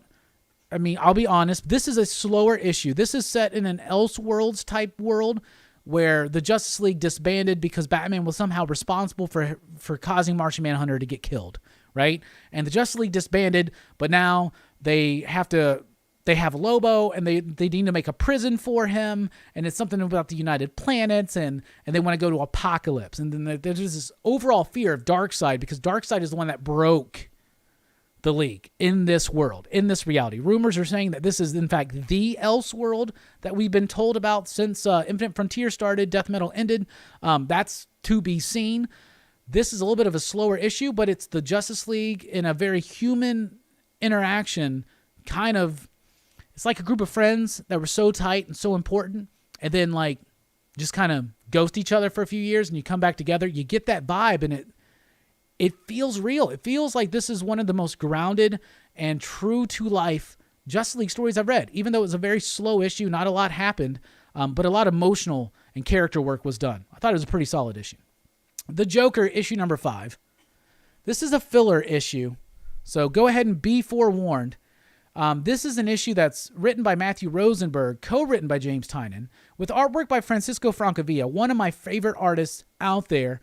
And I like the art. The coloring's probably the best part. The line work is a bit shaky, but Francisco is someone who does a lot of like art prints, does a lot of posters, does a lot of covers, and you can definitely see that the style changes and gets a bit more simple for the ongoing stuff. By the way, where's Afterlife with Archie? where you can put. That's the writer. I know it's the writer. Anyway, the Joker number 5 is okay. It's a tale of Gordon and Joker from the past. And it's decent and it's cool, but it's not giving us any new information that we didn't already know. So that made it a little bit weaker, in my opinion. The backup story with Punchline, I'm starting to not even care, really. And then we got Infinite Frontier number 2. This is my favorite DC book of the week. Loved this book. Joshua Williamson, Hermonico, Paul Pelletier, and more. Jesus Marino. I'm loving it. So this is not the next crisis, okay? This is a book leading to the road of the next crisis. So we're dealing with, assuming you've read the last issue, we're dealing with Arsenal's resurrection as a Black Lantern in this book.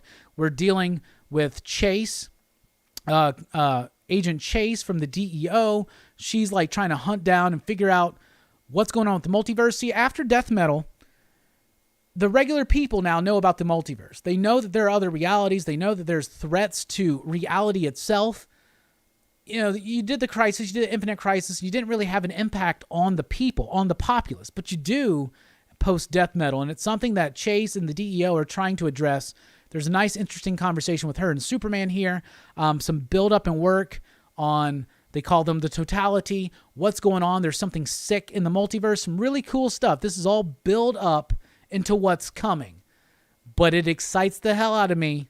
It excites the hell out of me, and I loved it. So, really like that one, and that was your DC Comics sneak peek. We now pause for official station identification.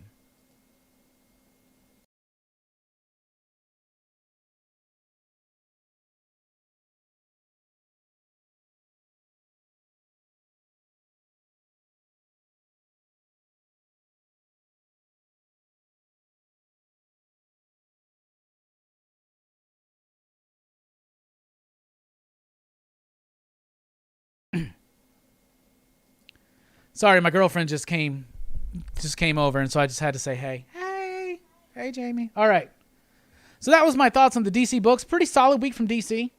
Looks like it's going to be a lighter week spread throughout, but not for DC. DC's ramping up. And here's something I want to talk about right now. Do you remember all the doom and gloom stories about how in June 2021, DC was going to publish or stop publication of their comic books and this and that? And DC's actually this month as high as Marvel with its releases, pretty much. So, Jesus. Hey, Bueller's in the house. Hey, if there are any left, you need to go over to Bird City Comics because Bueller's got an amazing Moon Knight #1 variant exclusive cover. Fantastic. Bueller says, hey, Bob, remember when Robbie used to hang out with us? Now he's on Jim's channel 4 days a week. What are you talking about, bruh? What are you talking about? I was the one trying to get the monthly, the June meetup going. Man, whatever. Bueller, I love you so much. What the hell? I have been on Jim's channel a lot lately, though. It's big things, man. Big things. What's up, Bueller? We love you. I hope I'm on your coffee show tomorrow. Bueller, you want to come on sometime? What do you want to do? Let's do a show again. What are you doing? We'll figure it out. Everybody throw a station out in the chat right now if you want to see Bueller come back for a Rockin Robbie Live with Comics with Bueller. Let's do it. Motherfucker, Jim's invited me on his channel. When's the last time you invited me on your channel? 92 watching? Ooh. Can we hit 100 again tonight? That would be cool. Bob says, yeah, we're yesterday's can of Vienna sausage. Man, what the hell ever, y'all.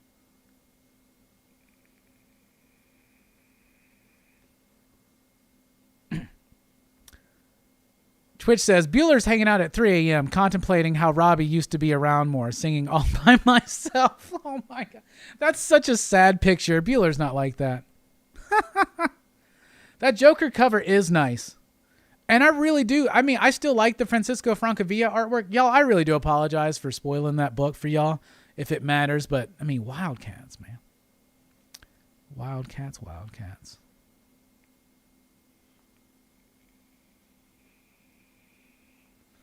I heard Batman Urban Legends is going to have DC's new big baddie.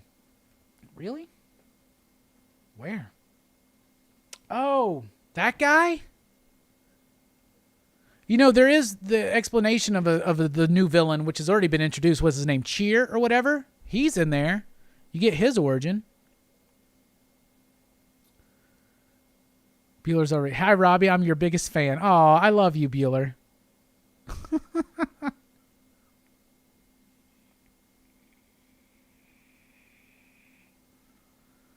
Wildcats, baby. Rosenberg is underrated. Hey, we do have a super chat that I missed from Philip. Philip says, Station, just wanted to show some love. We appreciate that. Let's show some love back.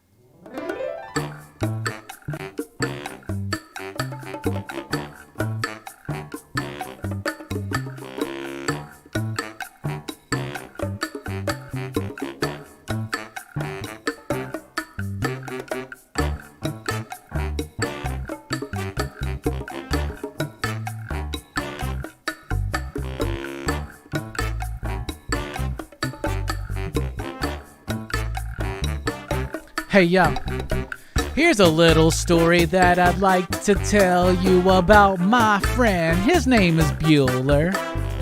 Bueller likes to drink coffee and he likes to read comics. He even collects a few or two. Bueller is the best. He's got this show on Monday mornings called the Brand New Coffee and Comic Show.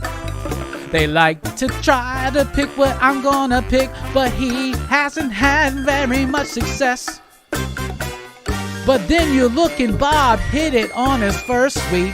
It was obvious, many deaths of Layla Starr. I could have told you that, my man, that was gonna be a surefire bet to be my pick of the week. But I like how Bueller understands my mind a little bit better sometimes than I do about my mind and what I'm going to like and what I'm going to think and what I'm going to do. Sometimes I'll just say Department of Truth.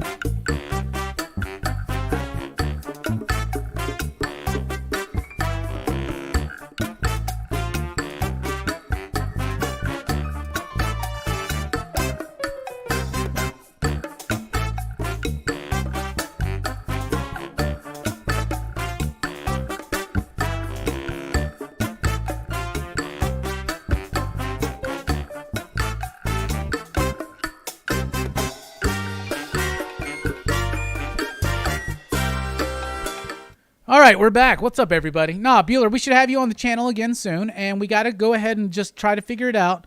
Bob, if you're not, we'll talk about it, but the Best Comics of the Month stream is returning, trust us, at the end of this month.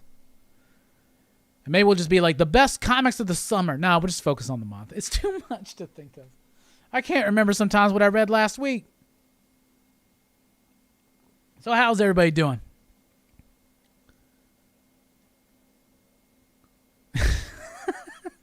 Bueller says, having a man sing to me is an absolute new low in my non-existent love life. Oh, God damn, Bueller. I tell you what, Bueller, me and you need to meet up one time and have some fun, man. Tim Crocker is here. Says, I like the Commandy Omnibus in the bottom corner. Yeah, me too. Right there. Yeah, Jack Kirby, baby. See, we like Omnibuy here.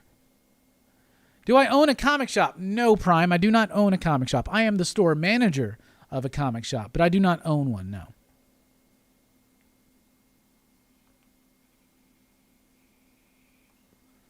Yo, Robbie, what's the next new book you're looking forward to? Radio Apocalypse, Rom V. Looking forward to that one.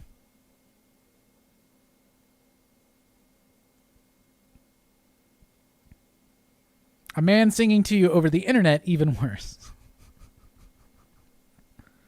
Yeah, Robin is really good, Bryant. Robin's been really fun. Damn, Twitch. What you gonna do with all that money? You gonna buy some omnibuses? Fable says, I wish I could go down to the deep and visit. Well, bro, I wish I could go up to New York and visit. We can make this a reality. Or you can meet me halfway. Like Fergie and the Black Eyed Peas said. We should all go to Heroes Con next year. That's what we should have, a PCP meetup at Heroes Con. Maybe we could get him to give us a panel or some shit.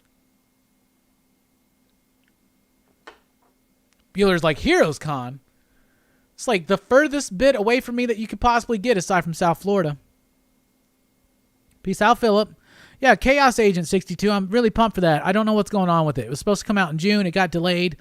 And to be honest, I've been nervous to reach out to Dennis and ask him what happened. But I want to know what happened to the Chaos Agent. Because I read the first 2 issues. And that shit was awesome. And I don't know why it's not released yet.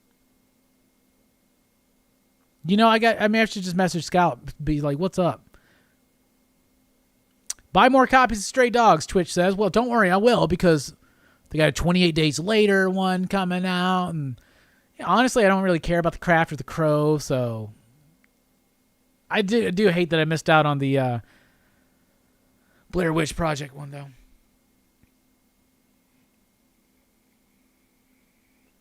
The halfway would be in Charlotte, North Carolina. Heroes Con 2022. Hopefully they got it.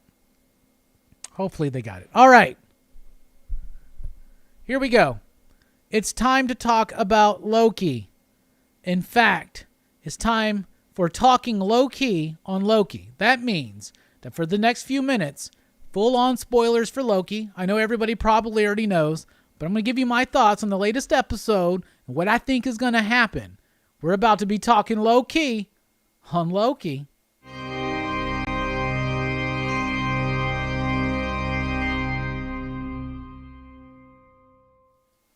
This was my second favorite episode of the series so far, outside of number 1. I thought number 1 was a great episode. Number 2 was decent, but a little bit weaker than 1. 3 was a bit weaker. 4 was about average with 3. And then we get episode 5. What I loved about this issue, first of all, Richard E. Grant as classic Kirby Loki. Brilliant performance, great character arc as well. That moment where he has to cast the illusion of Asgard to save the day and give them a bit more time to enchant the Alioth or whatever it is, which is a Kang Herald Guardian type thing. Once again, a Kang reference there. Okay, Kang. That's a Kang reference. Ravonna is a Kang reference. Renslayer, that's a Kang reference. Owen Wilson, Mobius still alive out there, because we find out that when they prune people, they just dump them at the end of time for this giant cloud to eat them up. I love, by the way, you make Galactus a giant cloud, everybody bitches. You make Alioth a giant cloud, and it's fine, because maybe he was a giant cloud in the comics. Anyway. What was that? The Determined Matrix objective, some shit like that. Whatever that was, it was like a crossover. Avengers, shit. Anyway, I really liked Richard E. Grant. I always was saying that he was going to be playing an old man Loki. I thought he would be the villain. He was not, but he did a really great job for that moment. Kid Loki was awesome. Had a little to do. I was actually expecting more of Kid Loki than we got, but he was still fun. Boastful Loki was hilarious. President Loki, very crazy. In fact, Benny from Comic Storing was very disappointed because the week prior on the show with Jim and me and Comic Tom and Very Gary and Principal Defects, he said that he thought President Loki would be the ultimate bad. Now, I still think that it's a Loki. The big bad is a Loki. So basically the episode is this. Loki wakes up on the end of time, right? And he meets up with these other versions of themselves. By the way, as good as Richard E. Grant's performance was, and it was the best performance in the show, but the best character in the show was Gator Loki. Gator Loki for life. I'm serious as hell. I love Gator Loki. He's got the attitude. That bit when Mobius is sitting there and he goes, how do you know he's a Loki? Richard E. Grant goes, well, he told us he's a Loki. He's wearing green. And he's like, well, he could be lying. But that would make him more like a Loki. That shit was hilarious, right? So it had a lot of quirky humor. All the different Lokis on this world, they're survivors. So they've managed to survive, but they are all backstabbing each other. It's absolutely hilarious. Who else? And then he gets betrayed. I loved it. It's a hijinky, kind of fun episode. And some really great work with Sylvie and Loki. Now on to the thoughts about... And it ends, of course, when they realize Sylvie can enchant the smoke monster from Lost, but only with the help of Loki. So Loki has to, on the fly, learn to enchant, because if one can do it, whatever. Here's what I think is going to happen. The villain, so at the end there, they go through, there's this castle Who's at the castle? We have all this Kang stuff, right? But it ain't Kang. We had all those Mephisto hints. You know what I'm saying? We had all those Mephisto hints, and WandaVision, it wasn't Mephisto. It's never, at this point, it's too late in the game to introduce a new character. The MCU doesn't do this. They have a structure. They have a formula that works, a setup and a payoff. They keep doing it. It's a Loki. It's a Loki that will probably more or less be played by Tom Hiddleston. It will be a evil version of Loki. The idea is this. This is my idea. We've seen pruning at the TVA, but when it comes to Nexus events, you would think that if there are all kinds of random decisions that could lead to the chaos of the multiverse again, that there will always be pruning timelines away. Not necessarily when they prune people, but when they prune timelines. What have we seen so far as the catalyst? Loki being good. Loki learning trust. Loki caring. Loki learning to love themselves, right? So that means whoever's behind the TVA, here's the thing. I would think that the TVA's job would be nonstop. That wait line to go see Renslayer in the first episode, there was only one other person there who I think is of a Loki variant, because Loki variants, we have been told already many times in this episode alone, don't need to be looking like Tom Hiddleston, right? So, you would think that the TVA would be a flurry with activity of all these people, all these instances, all these things they would have to prune to keep the sacred timeline. What is the sacred timeline? What has the story been telling us?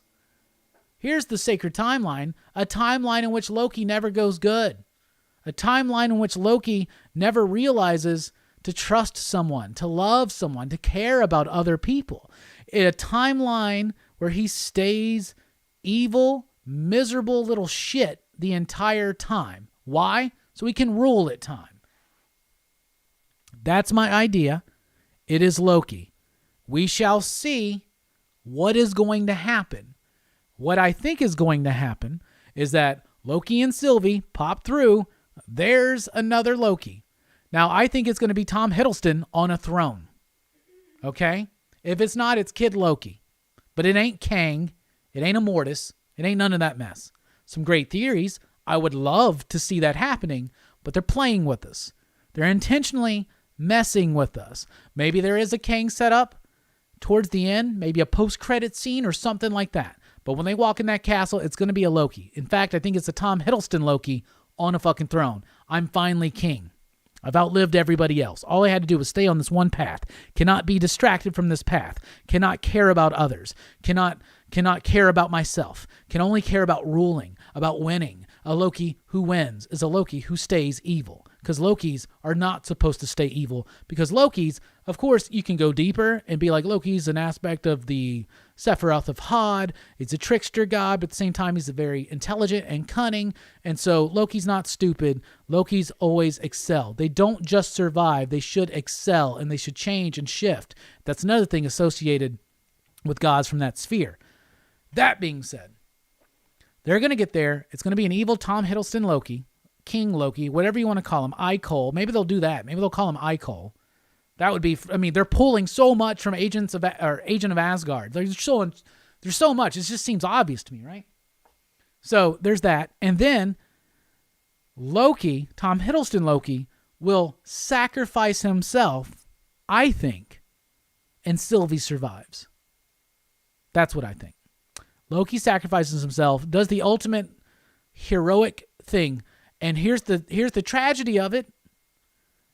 His brother, the Avengers, the world, the Asgardians, his father, his mother, they'll never know. They'll never know. They'll never know what he did to save reality and bring it back to its natural, chaotic form of a multiverse. And Sylvie continues living through as the MCU version of the Enchantress. Twitch says that theory doesn't work because the sacred timeline kills Loki at the hands of Thanos. Who told you that? Who told you that? What did we find out? There's a reason why Richard E. Grant's classic Loki story was, I faked my death at Thanos and went and hid on another world. That's a drop. That's a drop.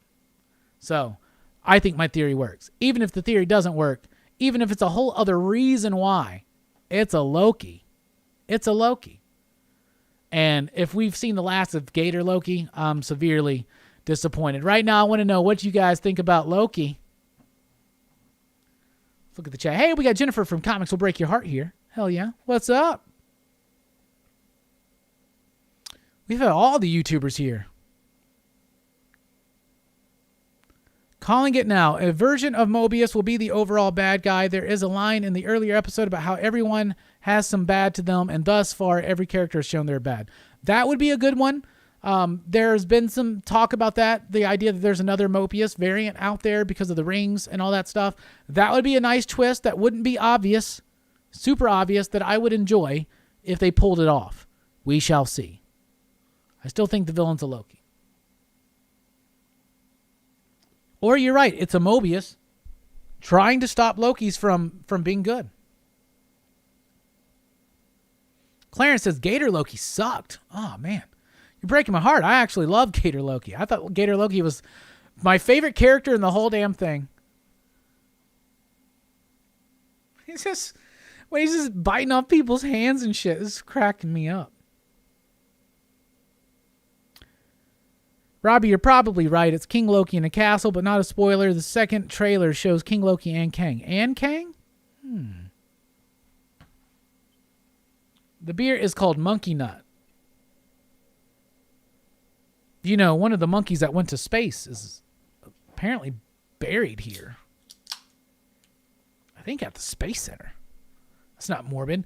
I actually came out with an idea, and we should do it one day. It'd be fun. Here's my idea. Here's my pitch. I shouldn't probably tell you this, but so the space monkey's supposed to be buried at the Space and Rocket Center here in my town, but it's haunting the museum. Where you can go. Yeah, I don't think it's going to be Kang, though, at all. I agree with Stefan. It's not going to be Kang. I love the meme about Odin telling Gator Loki he's adopting. Yeah, me too.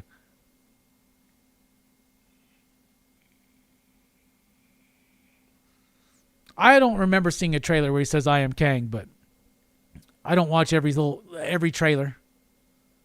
So who knows? Maybe. All right. I hope Bob's still here from Everything Comics, because we're about to talk about Way of the Dragon. In America, it's called Return of the Dragon. It's my Sunday morning, wake up, smoke a bowl, watch a movie review.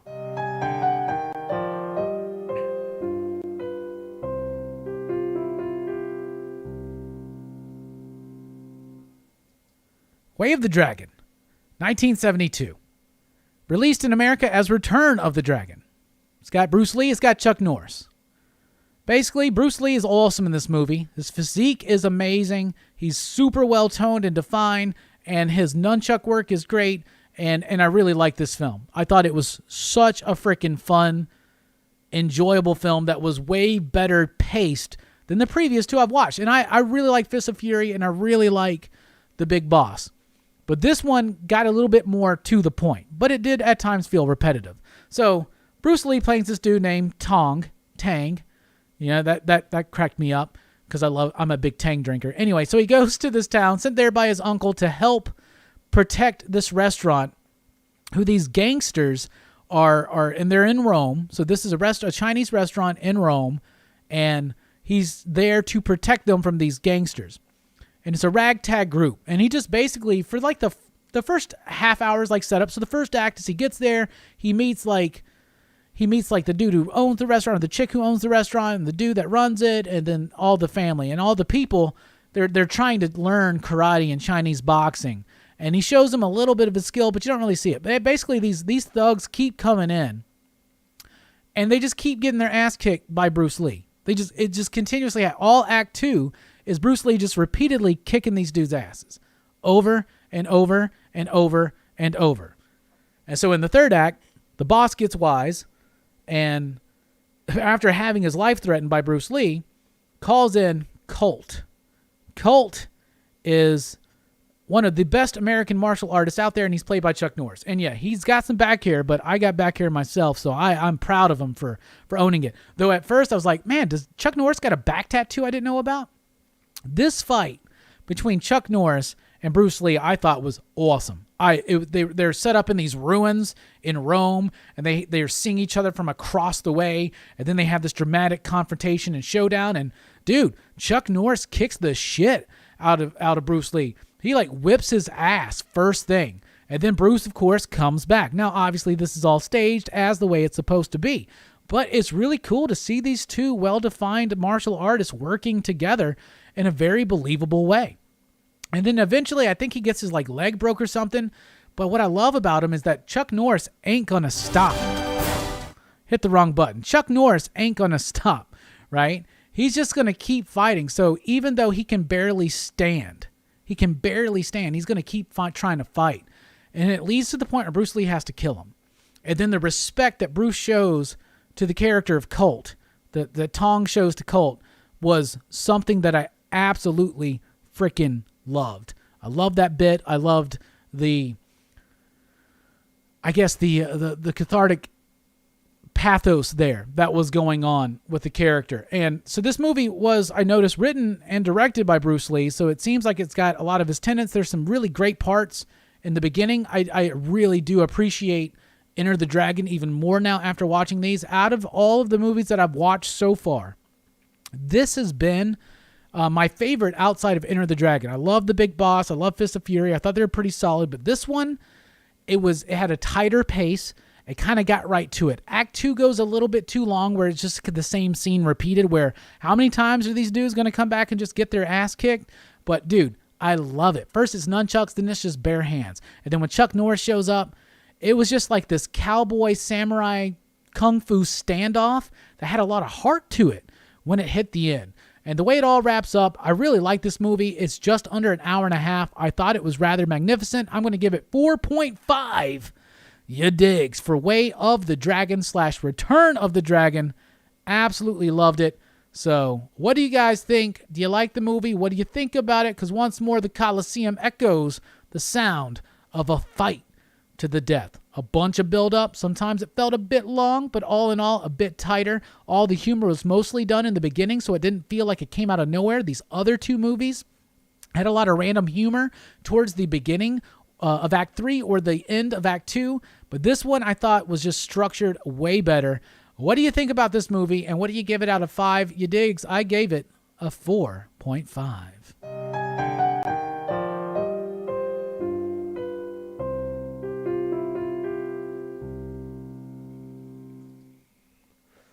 So let's take a look at the chat and see what's going on. Oh,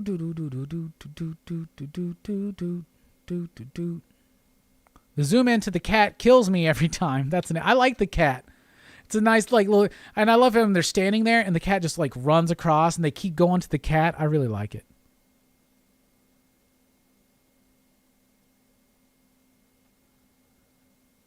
As a kid, I couldn't believe it. An Asian action hero defeating Chuck Norris. I can believe it.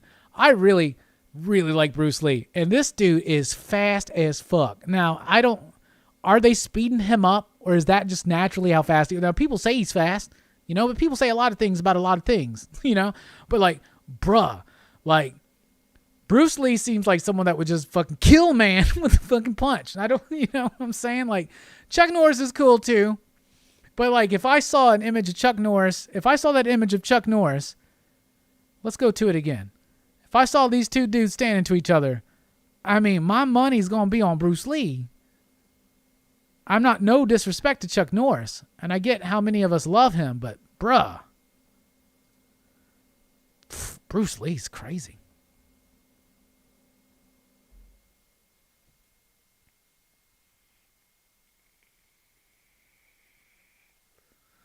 Billy says, Brad Pitt beat Bruce Lee in Once Upon a Time in Hollywood. I haven't seen that movie yet, still. I heard all the craziness about it, though.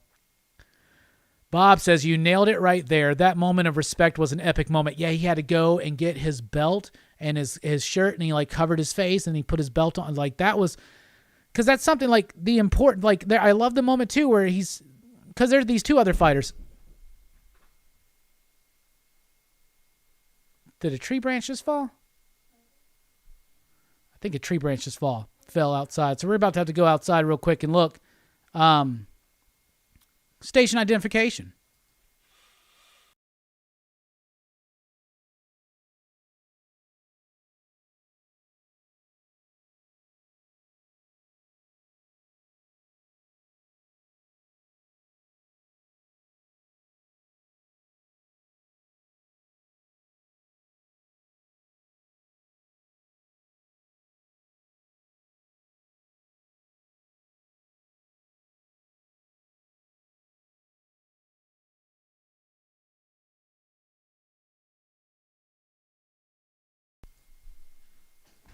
Everything's fine. It looks like we've been dealing with some severe thunderstorms throughout the day here in my area.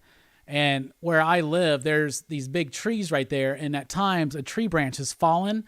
And I'm on the top floor. And it will hit the apartment. And the apartment fucking shakes like crazy. And right there was this loud fucking boom. And the apartment shook. So Jamie's checking out on everything. We're going to finish this bit right here.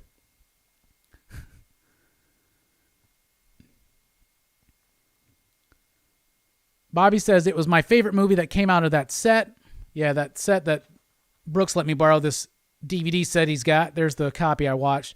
Really shitty transfer on that, by the way. I got to watch these movies again on Blue. He was told to slow down for the camera, 62 says. Damn.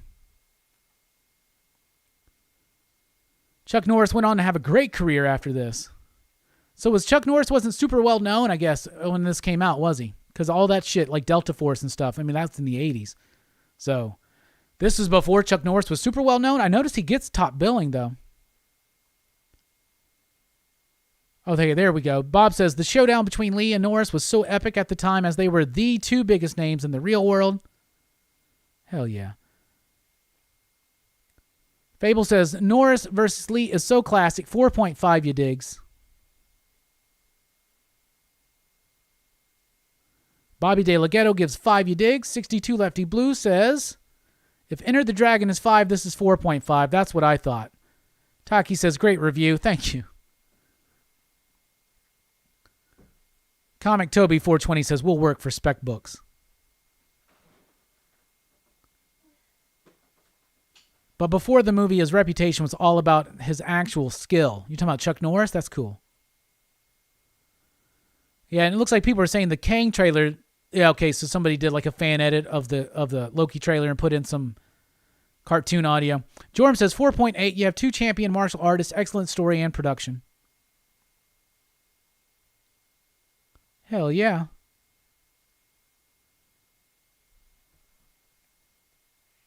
Watch Harry Carey, both versions.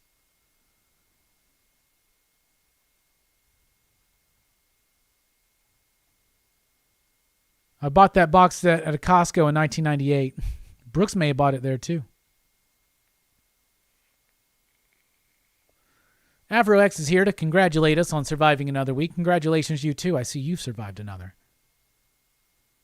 Just wait until you see Game of Death. Most disappointing one of all. Yeah, that's going to be the next one unless I do Barbarella next week. Maybe I'll do Barbarella after Game of Death. But I know that Game of Death is the one that he died during production or something, right? Anyway, that's this hour. That's this bit. We'll be back. We're taking a quick break. When we come back, Marvel in the 90s, top 586 movies, show and tell, and even more fun. We'll be right back, y'all.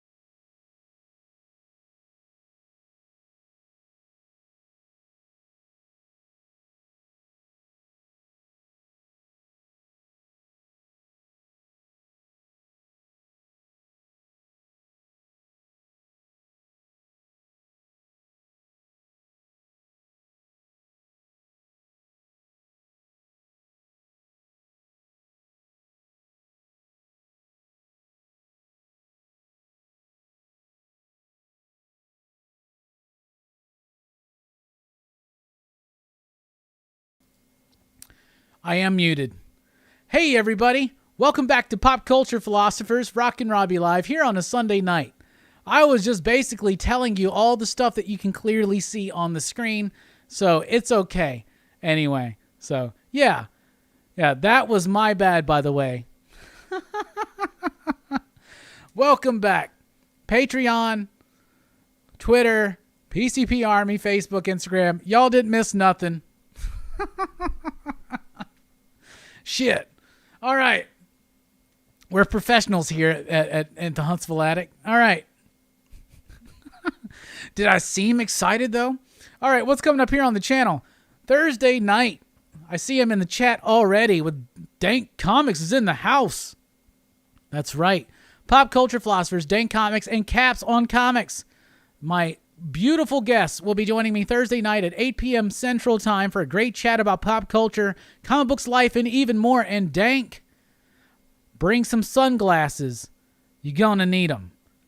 Thursday night, 9 p.m. Central Time, Action Fest. We are joined by Geeks Unleashed to look at The Fifth Element, which is the winner of the Action Fest PCP Army Movie Poll Audience Choice Edition, Dylan's Horror Show, 6 p.m. Central Time, Saturday night on Dylan's Horror Show. This week it's a werewolf double feature. We're talking about Bad Moon and, of course, Silver Bullet.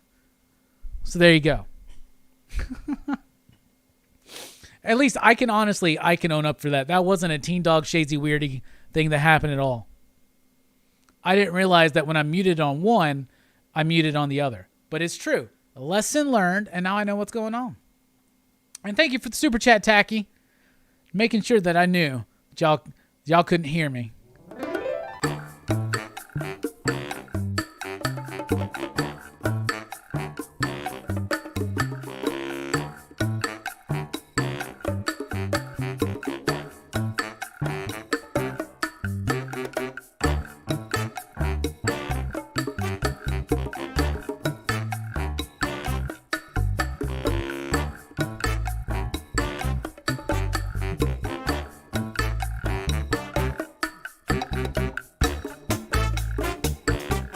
All right, thank you so much, Tacky, and sorry about that, y'all, again. But trust me, you didn't miss nothing. It's the same shit I say all the damn time. All right. Yeah, Dank, we can't hear you singing. I wasn't singing. I didn't sing that one. I didn't sing on that one. You know, I've done the Hellboy song 1.5 times tonight, and then I did a Bueller freestyle song, Serenade there, and there's a special treat coming up that you won't want to miss.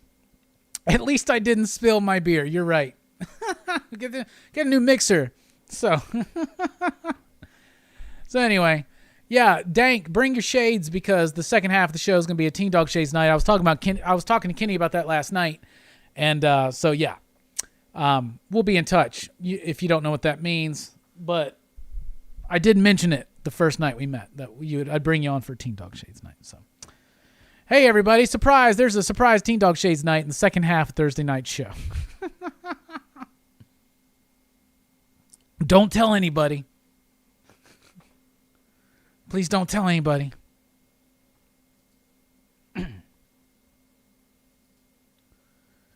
All right. I took my teen and wiped my dog with it. That's weird, 62. That's a weird thing to say. I don't understand that. All right, I do want to point out, though, that the Blood Skulls and Chrome #1 PCP exclusives for Second Sight, they have started shipping out. So some people may start getting them in the matter of days. We're shipping them out in small batches. Speaking of batches, the Bad Batch, y'all are last, but trust me, it's going to be worth it for y'all.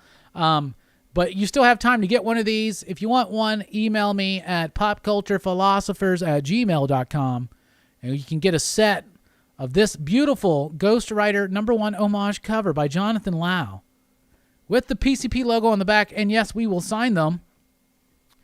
So, but I just wanted to let you know that they are shipping out now. So we've already had one round shipped out. There's another round, and then another round, and so they're coming out.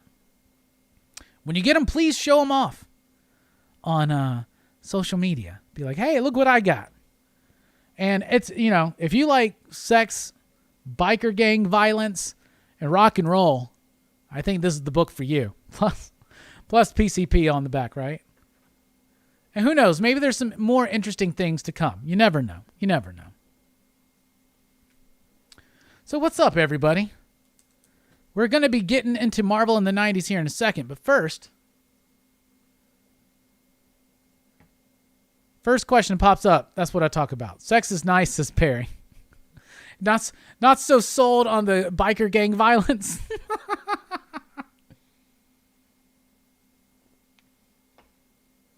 I mean, sex is nice, bro, but have you, like, had a perfectly bound omnibus before?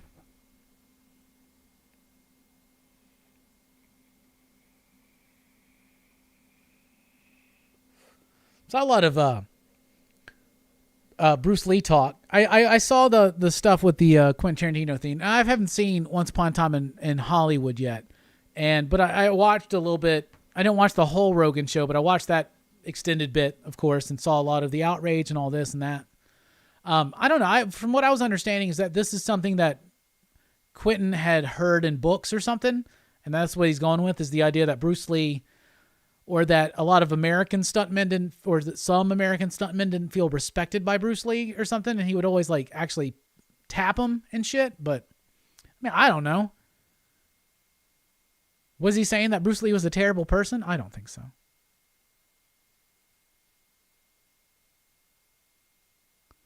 What's my favorite live-action Spider-Man?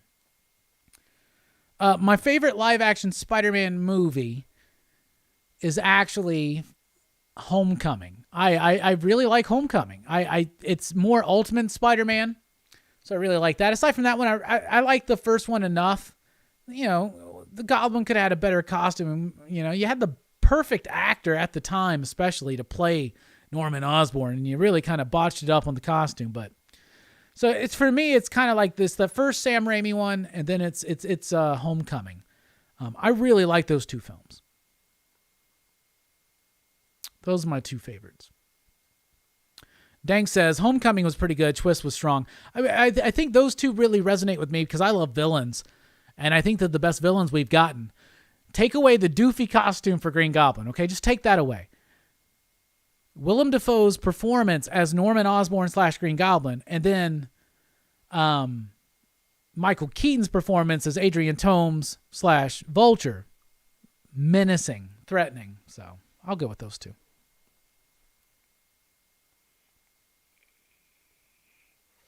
Sandy he talked a lot of shit and was big-headed.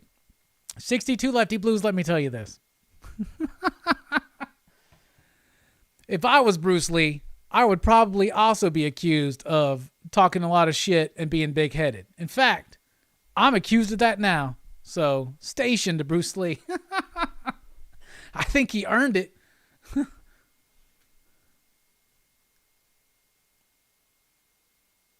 What?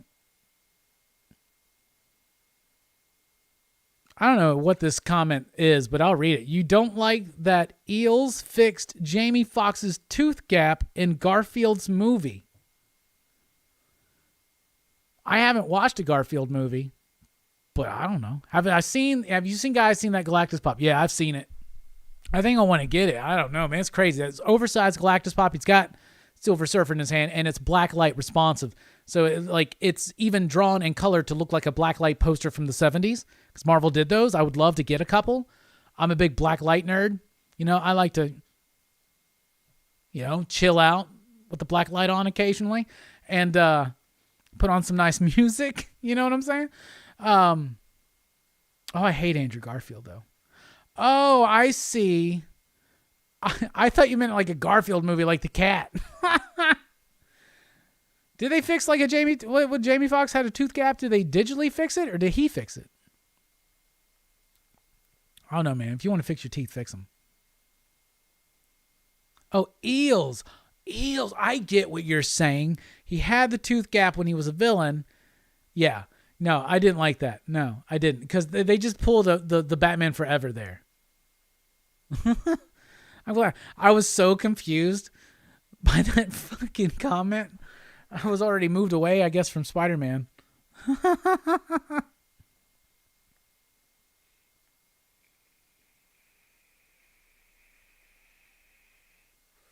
Shit. Anyway, what was I saying? Yeah, that Galactus Pop looks great. There's a chase, too. Galactus the Lifebringer and Surfer the Fallen. And they're going to have 2 really cool black light effects, both of them. So I think that's pretty dope. Yeah. Maybe I took too long of breaks tonight. I was a little behind on what I was like, Eels Garfield movie? What? Jamie Foxx was in a Garfield movie? I thought that was Bill Murray.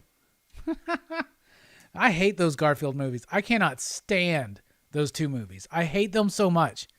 In fact, I watched the first one back in the day in the theater. I didn't really like it. I never watched the second one.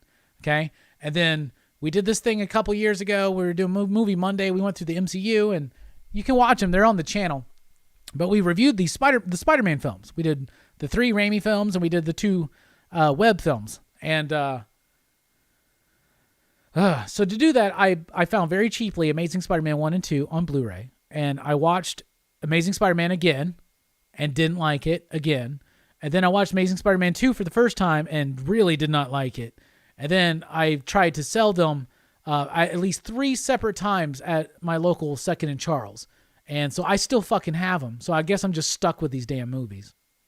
But whatever. Hey, Chaos is in the house. What's up, Chaos? I met somebody, came up to my shop this week. It's always weird when this has happened because I'm working. And this dude's like there looking at comics, and all of a sudden he goes, "Really like your show, man." And so then I'm like, "Hey, what's up?" And I instantaneously have to go into Rockin Robbie mode. I'm like, "What's up, man?" 69. And he said that one of his favorite shows that I've ever done, and I want to say it's Dope Comics is what he told me. But he really likes Dylan, and he knows me especially from Dylan's horror show. But he said that his favorite show that I do, aside from the monthly show that we do, is the show I did with Chris, with Chaos and Comics. And I agree. That was a pretty dope one. We should have you back on the channel.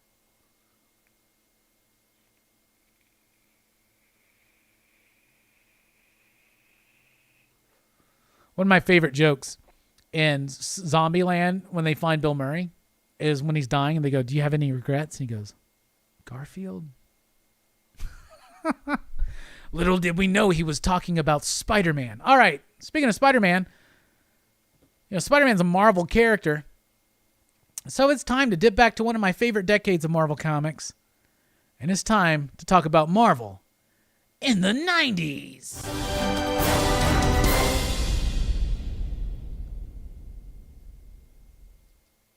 And tonight we're talking about Ectokid, #1 from Razorline, from the mind of Clive Barker.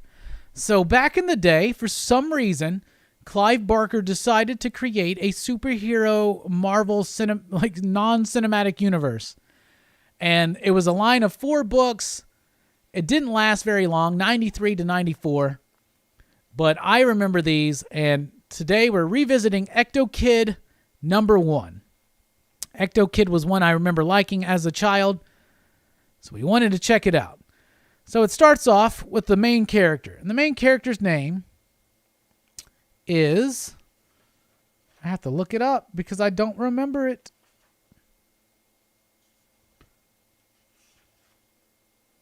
Oh my goodness, where is it? Anyway, it's about this dude. And so it starts off and he's just running. And it's like, this is a very clunky comic, okay? So it starts off and he's just running from these dudes. You don't know why. And as he's running, the world changes and he's in this weird realm where the pavement becomes cobblestone and all the people become these weird, like, demonic-looking beings and crazy caricatures or whatnot. And then it flashes back and this dude's a thief in New Orleans. And so he's going through this hotel and he's stealing stuff, and these 3 women show up and basically throw themselves at him, and he winds up in bed with them. Turns out they're succubi, but he wakes up, and if you notice, he's got one eye open there, and he looks, and then he sees them for what they truly are, these hideous women and these nasty creatures all around him, and he freaks out, and he's like, "I'm bolting. I'm out of here. I'm gone." So then it flashes back And now we're caught up, right? So he's running, and then he shifts into this other dimension, which we find out is the Ecto realm. This is something we find out throughout the rest of the book. This lasted only 9 issues. It's got some interesting tidbits, though, right? So he's running from these dudes, and all of a sudden this big-nosed guy with a sword shows up, and he's talking like old school, and he basically saves them, but then he just ditches that dude, and they don't even get back to it. And then it introduces these other 2 dudes who are brothers who were making a deal with this witch, this dead witch that's possessing the one brother that's in the chair right there, right? Okay, so they made a deal that she would send her succubi there to lure him in. He would slip into the Ecto realm, and then he would be vulnerable, and they can kill him. Something special about this dude. And then it ends right after that with this kid like freaking out. And literally, that's the issue. Like, that's the freaking issue. Okay? So there's not much to it. So there's the copy right there. First of all, it's got this really, really dope, like, embossed chromium type cover. And it has a Meteor Man ad right there. So first of all, this book is written by, it's character created by Clive Barker, but this book is written by James Robinson. It's got artwork by Steve Skroce. And the artwork's a bit clunky. It's not the best. And in fact, it actually overutilizes too much space and big one-page spreads. The story is only like 18 or 19 pages. There's a lot of one-page, one panel, like one page, offs right there. It goes by really quick, and honestly, not a lot happens. Like, Ectokid is about this dude.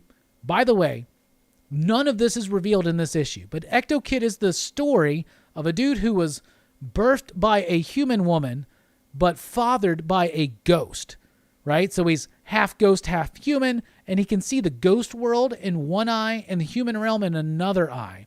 And these are powers that are activating when he's a teenager. And that's what's going on. That's why he wears the eye patch. You see it right there. It's a lot more to it. But this is written by James Robinson. Now, this whole concept of Razor Line was first introduced in this first cut, like, little book. Hyperkind, Ectokid, Hokum and Hex, and Saint Sinner. Those were the books. And each of these have previews of all 4 of the books. Okay, so there's another little story in here of Ectokid that is written by James Robinson. But what's really interesting is in this Ectokid story, which is pretty decent, and it's a decent enough setup to this to kind of work together, but that should have been in here because this ends with the lead into, I think, Hyperkind. That's also in here. So if you already read this, and then you overpaid for this embossed foil cover, right? You overpaid for this. You only got like 18, 19, 20 pages. Like, it was like 18 pages of story, I think. And it was really quick and brisk, and you learned nothing about the concept. But you learn a lot about the concept in these pages because each concept is introduced by Clive Barker. So that's cool. And in fact, Clive's introductions to the characters make the book seem way more interesting than they actually are. But you have a little afterword about Ectokid written by Wachowski. And I think that's Lila Wachowski. Of course, at the time. But, so that's really interesting. And what's really interesting is after 3 issues, James Robinson left this book, and both Wachowskis were writing this book with Steve Skroce doing the artwork. Steve Skroce, of course, did Matrix work. So a lot, and you see some of the styling that you'll eventually see in things like The Matrix. Like in this one character in particular. I'll just point him out. Look at that dude right there. Just, you can see some of the influences stylistically early on from The Matrix. Because the Wachowskis worked on Ectokid. And as recently as last October, it was announced that they were trying to develop this as a series. So Ectokid still lives. Still lives.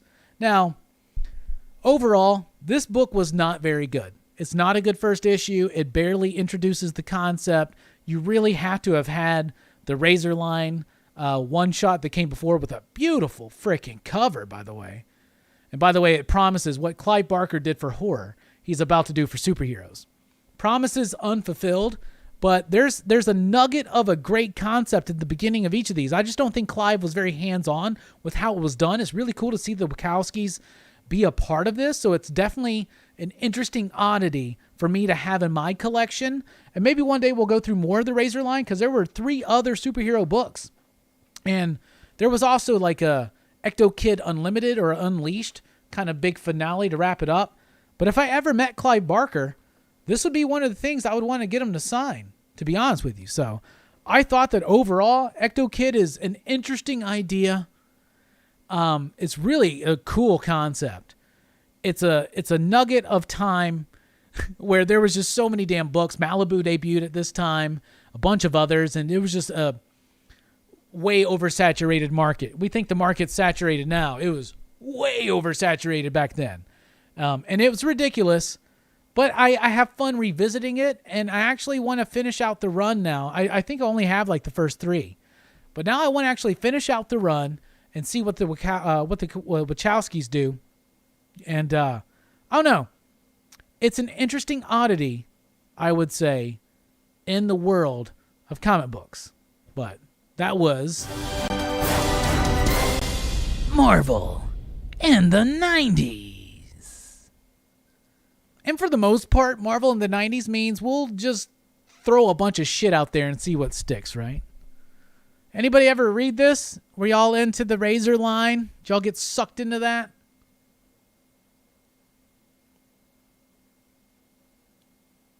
Looks like Bitterroot. I have these, but I haven't read one. Clive Barker presented comics as Chaos.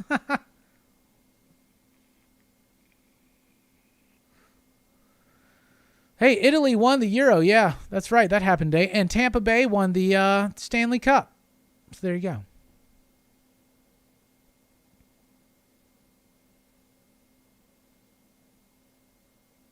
There are succubi and then suck you by. An important distinction, I'm sure, Chaos.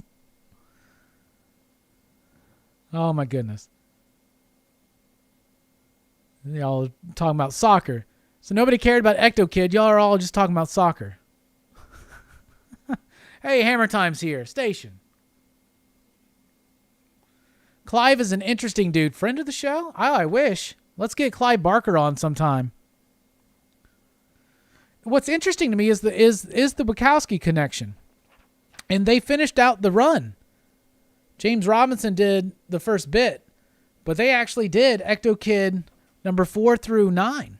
Steve Scrose did all the artwork. Steve Scrose was doing storyboards for The Matrix. This is literally, 6 years before The Matrix. So it's cool. It's like early beginnings. But yeah, the superhero world from the mind of Clive Barker, yeah. No. I'm sure those aren't on digital. The Wachowskis copy and paste Ghost in the Shell. I've heard that before. Or Invisibles. Who knows, right? BJ's here. Wants to know, are you excited for What If? Yes, I am super excited for What If. In fact, next week will be the last bit of talking low-key on Loki. But we have to look forward to, you ready for this? I got the most perfect name. It's called What If Rockin Robbie Talked About What If. So, that's what's going to happen. Chaos says, yeah, I didn't realize the Wachowskis were involved. Yeah, isn't that crazy? I don't think I realized that until today. I read this book today, and then I was like, I'm going to need some more information. So I went online, and I looked, and I saw the Wachowski connection, and I was like, really? They were like, oh, yeah, Lila Wachowski did the bit at the end of the Razor line preview. And I was like, I have that preview. And I grabbed it and I looked. And I was like, it's true as shit. And then, yeah, the Wachowskis, the other Wachowski is uncredited, but they both wrote those last 6 issues of the series. Interesting. John says, in their defense, a lot of people borrow from Ghost in the Shell. What if Robbie's really just Jim? That would be, yeah, nah. It's your boy Jim. It's your boy Robbie. What if Stanley could... Shh. We'll save We'll save that for when you come back on the show. We don't want to get too heated tonight. All right, let's move on. It's time to talk about movies. We've been going through the 80s, and picking my top 5 favorite movies of each year of the 80s has been difficult. 86 has been a difficult year. That's right. Get your thinking caps on, y'all. It's time to talk about our top 5 favorite movies of 1986. Hit the wrong button.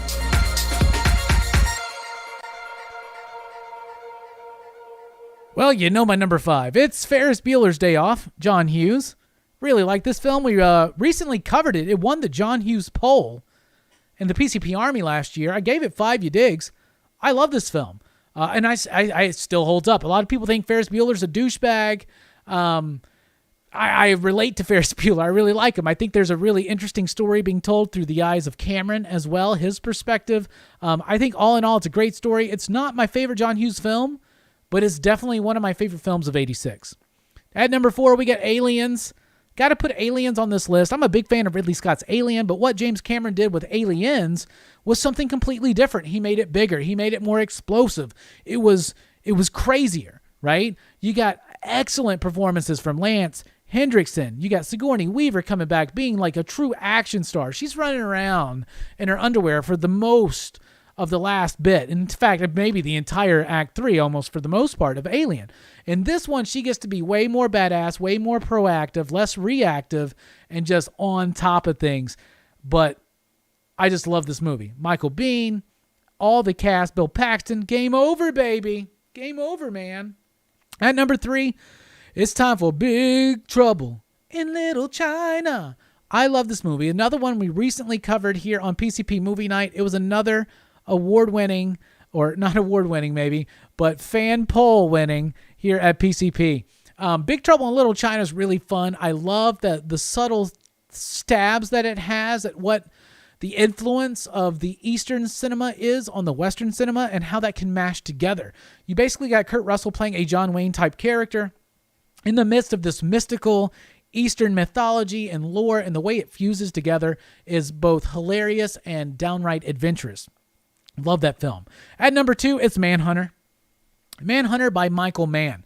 In fact, some people even call him Michael Manhunter. No, this movie's better than any other Hannibal film. This is the first Hannibal Lecter film we got. It's based on the book Red Dragon. It's way better than the movie Red Dragon. Michael Mann does a great job of a deliberate, slow pace, building tension through music, through cinematography. And the dude from CSI plays this detective who has to go to find Hannibal King to get information and maybe help possibly into the mind of a serial killer he's trying to hunt down. It's literally the same story as Silence of the Lambs, but done so much better. And Brian Cox is playing Hannibal Lecter in a very unnerving and creepy performance. And not to take anything away from Anthony Hopkins, but why did Silence of the Lambs get so much love and not Manhunter? This movie is downright creepy. It is unnerving and at the same time beautiful. And my number 1 favorite movie of 1986 is David Cronenberg's The Fly. It's one of the absolute best remakes out there of all time. This totally exceeded the original, in my opinion. What David Cronenberg's actually able to talk about here about the breaking down of a relationship, the breaking down of a body through something like disease. He may not have intended this to be an AIDS metaphor, but it happened at the exact same time. He views this more as the breaking down of a relationship, seeing somebody change into a different person before your eyes. This is a very haunting, chilling, and disgusting movie. It's gross. What I love about Cronenberg is that he can be a Criterion-level director with very cerebral films, but at the same time just be a gore gross fest at the same time. So those right there are my top 5 favorite movies of 86. Let's run them by again and share yours out there in the comments, in the chat. At number 5, Ferris Bueller's Day Off from John Hughes. At number 4, Aliens from James Cameron. At number 3, Big Trouble in Little China from John Carpenter. At number 2, Manhunter from Michael Manhunter. And then number 1, The Fly from David Cronenberg. And I want to know, what are your top 5 favorite movies of 1986?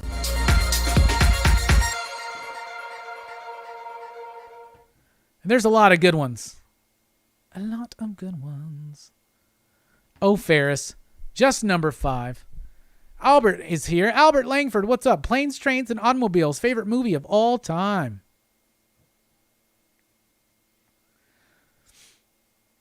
What if we got heated tonight? Yo, Robbie, why did the writers don't have rights to the comic book characters? Because when they write for Marvel or DC, they're doing work for hire. So everything that they write, they get paid for, and DC or Marvel owns the rights. That's how that works. John says, James Cameron, king of super sequels. You're right. We had a great discussion Friday night on PCP Movie Night in Backchat, where somebody asked us a brilliant question. What's the better sequel, Aliens or T2? Here we go. Albert with his top 5. Aliens, The Fly, Big Trouble in Little China, Labyrinth, and Stand By Me. You know, there are other movies I really thought about. I hated not keeping Highlander on the list. Night of the Creeps, From Beyond, Karate Kid Part 2. You know what the number 1 movie of the year was? Top Gun. Nobody I see said that yet.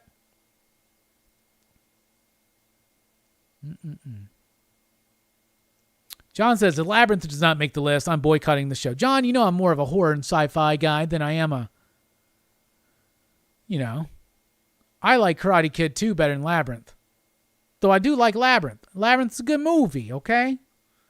There's a lot of good movies that year, y'all. Cut me some slack.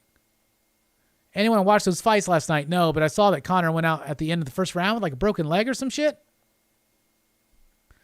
I feel like not paying money for these fights is the best option because, like, how many people spent a mad bank to watch that shit and it was over like that? Jay Nunya says, I think Manhunter is better than the Anthony Hopkins one. Me too. Me too. Whole shoes firing shot. Hot shoe. Yep, no Labyrinth. Not for me. John, I want to see your top 5. Write a blog. John says, honestly, so many good films in 86 might be hard to narrow down to just 10 movies. Yeah, it's a great year. We could do a podcast about a whole year. We should start doing those. 62 Lefty Blue says, Platoon, River's Edge, Big Trouble in Little China, Manhunter, Three-Way Tie, Aliens, The Fly, Blue Velvet. Great movies. American Ninja, is that 86? The Fly is such a great sci-fi flick. Jesus. Yes, Fly is great. Super gross, but great. Top Gun is overrated. I agree. T2 is the best sequel. Between that and Aliens, I thought so, but I love both of them. Highlander was bad, just cool. I agree, Chaos. But just because it's a bad movie doesn't mean it won't be one of my favorites. I didn't say these were the top 5 best films of 86. I said they were my favorites. Holshoe says, The Fly, Aliens, Labyrinth, Castle in the Sky, and Three Amigos. I'm glad somebody did that. Stand By Me is a great one. Tacky says, I'll take Karate Kid. Well, you said Karate Cod, but I'm pretty sure he's not talking about a movie about a kung fu fish. Heathcliff, the movie. Why not? Jamie Foxx in that one? Did they fix his tooth? All right. It's time for show and tell. We were just talking about Aliens. Hey, 62 Lefty Blues. I finally found it. There's my Alien Saga poster collection book that 62 Lefty Blues sent me in May for my birthday. I'm going to open it tonight, and we're going to take a look at a few pages. So it's a poster book. I guess the idea is I can pull any of these out and frame them if I wanted. That's some cool stuff, right? Let's see what we got here.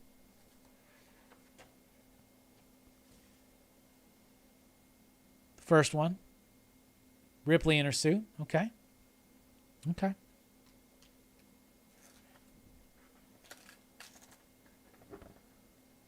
Man, they're really thick pages. Almost any one of these will probably be a really cool thing to like pull out and frame.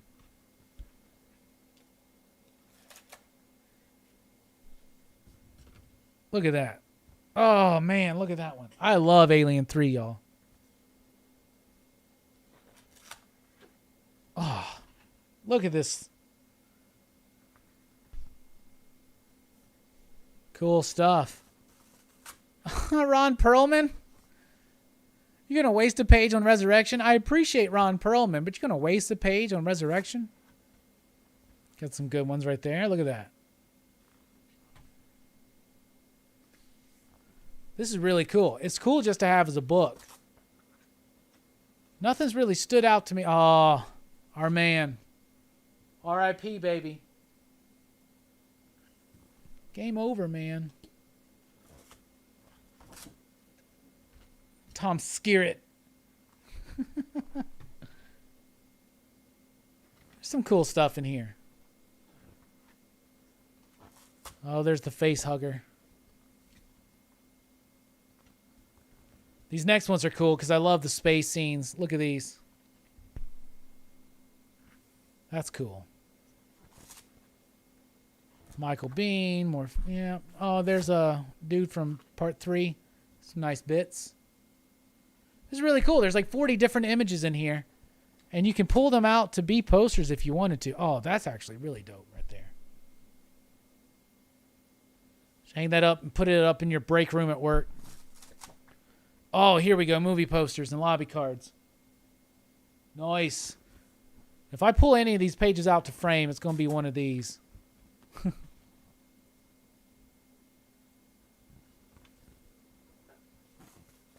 Oh, Alien 3, baby. Alien 3 is underrated in my opinion. Resurrection, who cares? Yeah, we'll end there. Really cool poster book. Thank you so much.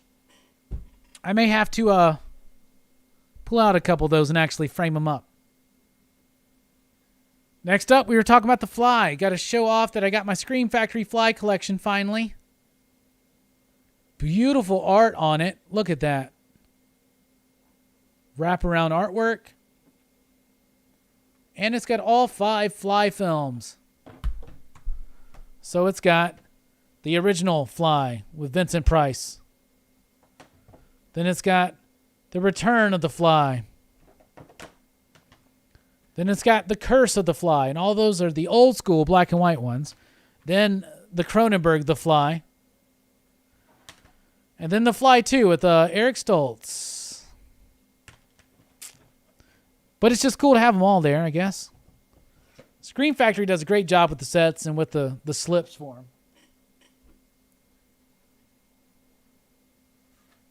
What else we got? We just bought this not too long ago.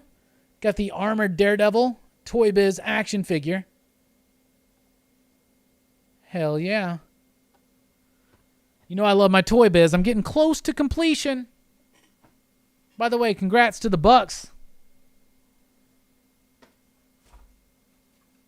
They've extended it out. Also finally got a whole like childhood dream. And I got my Megatron from G2. So silly. I love the tiny little feet. Like, what's up with that? This is the Megatron that turns to a tank. Gaudy, purple and neon green camouflage. I love this figure. And I never had it, and now I do. So, very happy for that. And we're going to open the Soundwave.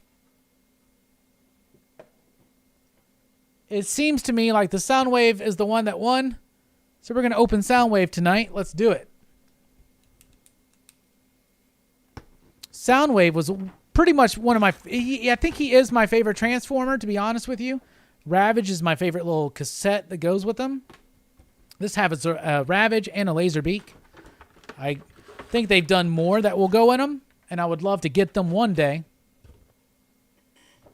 Obviously, we're not going to be able to transform it tonight because you got to learn these things, but we are going to be able to take this thing out, and I guarantee it won't break like a Spawn figure from the 90s. Great looking figure. First of all the new Hasbro Transformers are fucking dope. Like, they are well done. I hate how I can't get certain characters because they're exclusives. Ramjet, Dirge, Ironhide, Prowl, but look at that.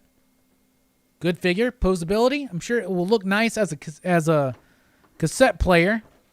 And then we got Ravage and Laserbeak here. Laserbeak flew out. So there they are. They shouldn't really have messed with this. Oh, this is completely different than the old school one. All right, I don't know how to do this, but, you know, stay tuned. One day I'll figure it out very soon. But, yeah, opened up the Soundwave. Pretty excited. Loved his voice. And what's really cool is he's got it. Same thing that Darkseid has right there. He's got the red, like, translucent plastic at the top that goes into his eyes, so his eyes look lit up. That's really freaking dope. Hell yeah. And that's show and tell, y'all.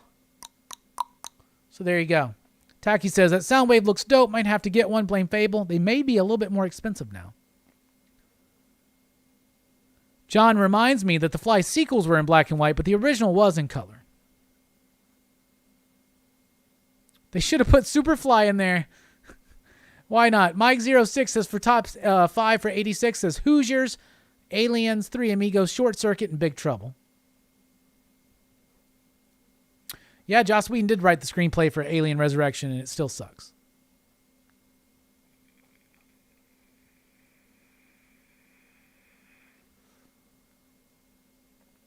Chaos says, I think you liked Resurrection better than 3? That's crazy as hell. Hey, Jamie gives her top 5. Labyrinth, Short Circuit, Castle in the Sky, Little Shop of Horrors, and The Fly. Very nice. Did he just say making... Okay. Probably not. Yeah, I don't do Transformers, but I will do it. But if I do, it will be because of Fable. Dude, yeah. I can't wait to see how it Mike got me Refractor. I got the camera. I'm starting to amass an army of these fuckers. Here's something that's really crazy. I showed this on PCP Movie Night, but I want to show it again. So there's G2 Megatron. This is G2 Optimus. G2 Optimus is basically just a repainted Optimus from G1. If you're a kid, what do you think when you buy Optimus Prime and his arch rival Megatron? Megatron's going to totally take out this dude. The size difference is crazy. Crazy. Anyway. It's really cool turned into a tank, too. It doesn't work, and it's missing a couple pieces. But that's why it was cheap. But there you go. Taki says, I'll just sell a short box. Let the hobby fund itself. Yes. Yeah, Dank. Resurrection was directed by that guy of Amelie. But I hate Alien Resurrection. I love 3, though. I really do. Anyway, that's the show. Thank you all so much for joining us. Don't forget, coming up on the show this week, we got Dane Comics and Caps on Comics on Thursday night at 8 p.m. Central Time. Friday night, 9 p.m. Central Time, we're joined by Geeks Unleashed for Action Fest, continuing with a look at The Fifth Element, Dylan's Horror Show on Saturday at 6 p.m. Central Time. We're talking about Bad Moon and Silver Bullet. So do your homework and join us for these streams. You can also catch me on Jim and Collectibles, revealing my top 10 comic books of each week. Also joining them hopefully this week, as well as Comic Storian, for a discussion on Loki, episode 6, the finale. So that's going to be fun. And we'll see. Was it Loki? Was it Kang? Was it Mobius? Was it Miss Minutes? Who is it? We shall see. Was it the Butler? The Butler did it. Anyway, we're dipping out. We love you. Thank you so much for rocking with us. Y'all the best, PCP.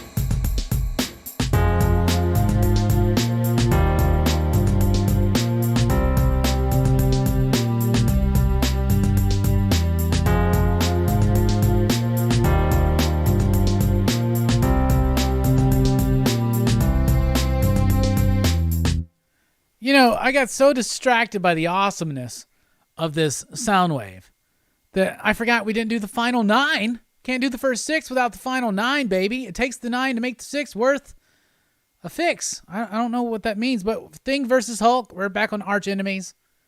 Are they really arch enemies? Or should have been greatest battles? Anyway, Thing versus Hulk, first encounter. Fantastic Four number 12. That's Art Adams' artwork, by the way. Daredevil versus Bullseye, first encounter. Daredevil 131, 1975. Spider-Man and Dr. Octopus, first encounter, number 3. Is Dr. Octopus, by the way, kicked the shit out of Peter Parker, unmasked him, and just tossed him aside. He's like, who is this kid? X-Men versus Sentinels, X-Men number 14. X-Men versus Galactus. No, why did I say X-Men? Fantastic Four versus Galactus. Fantastic Four number 48. Wolverine versus Hulk. Hulk number 180, first encounter. 180, though of course it's Gray Hulk and brown costume Wolverine. Ghost Rider versus Death Watch, first encounter, Ghost Rider. Volume 2, number 1. Death Watch they thought would be really important. Doctor Strange versus Baron Mordo. Strange Tales 111. And Nick Fury versus Von Strucker. First encounter, Sergeant Fury and his Howling Commandos. Number 5. 64. Some Kirby Lee magic that I've never read was that Sergeant Fury and his Howling Commandos book. Anyway, Olympics are coming up, so Cheerios has a new cereal. It's called Team Cheerios. We got to celebrate Team USA. So it's a limited edition Cheerios, which is basically frosted Cheerios, blueberry Cheerios, and strawberry Cheerios. How do I know this? It tells us that right there on the side. So get it? It's like the red, white, and blue. So let me tell you this. First of all, Cheerios is still made with oats. It's one of the only cereals still made with oats. And they're delicious for a cereal texture. So Cheerios has always got that texture on point. They always got their level of sweetness on point too. It's never overly sweet. It's not a kid cereal, which, we love those too. But it's always the right amount of sweet. They always use real, for instance, blueberries or strawberries when they're making this, or even frosting. I'm sure they use real frosting too, whatever, right? Anyway, this was actually a really good cereal. Those different flavors really work together. I liked it. Cheerios has got a great texture, one of the best textures of a cereal. It's got a great flavor. It's got a natural flavor. It doesn't feel overpowering, sugary, or fake sweetly. This was a really solid cereal, and it's only going to be here for a little bit. Team Cheerios, go USA. Olympics are coming up. We're excited. We're going to be talking about the Olympics here in Rockin Robbie Live. You know we are. We do every 2 years. But we should have had this discussion last year. Anyway, Team Cheerios, limited edition. I'm going to give this 4.5 you digs.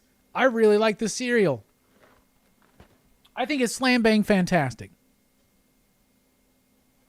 I think that cereal is better than the American system of government. Anyway, that's moving on. We appreciate it, y'all.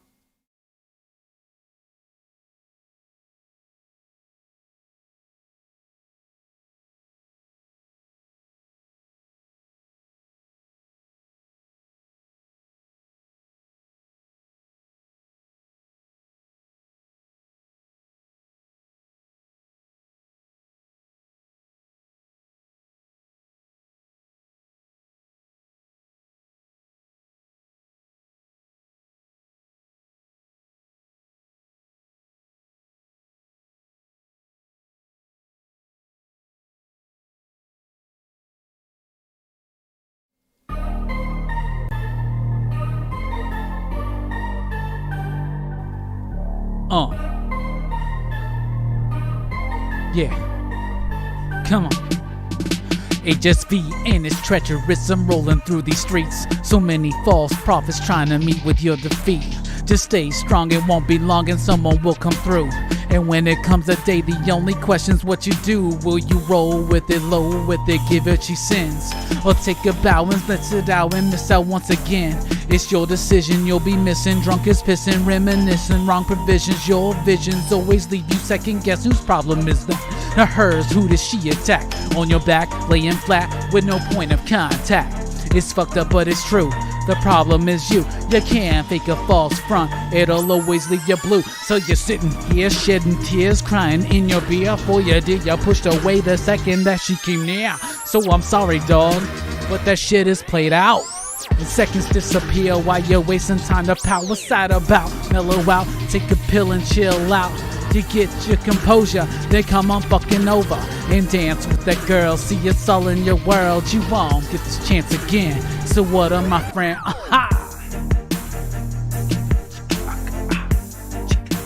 So what up, my friend?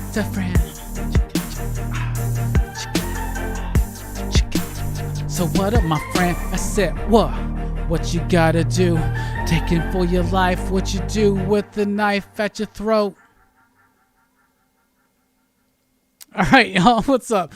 We're going to try these Pringles Wendy's Spicy Chicken flavor.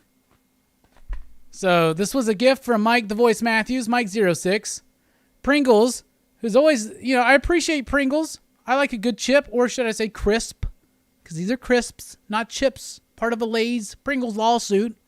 We can get into that another time. I appreciate the weird stretches that Pringles does with their flavoring sometimes. This is the weirdest stretch, and I applaud what they're trying to do. Oh, this is a very specific chicken sandwich flavor. We are living in the era of the chicken sandwich, okay? The era of the chicken sandwich. Everybody's got one. They're trying to improve on it. Everybody's got one that's mimicking the Popeyes one. Burger King's directly mimicking that. Everybody's been trying to mimic Chick-fil-A or whatever. I will say this. My favorite chicken sandwich, fast food-wise, since I was a child, was this Wendy's Spicy Chicken. It dealt with the seasoning in the batter. It's peppery. It's good. Can Pringles replicate this?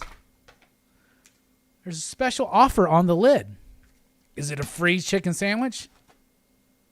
It's a code. Am I supposed to put the code somewhere? It tastes like a can of regular ass Pringles. I mean, it smells like a can of regular ass Pringles. So let's try it. I'm so curious about this.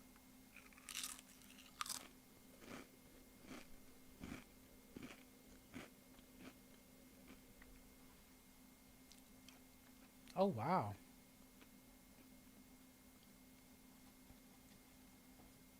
Holy shit.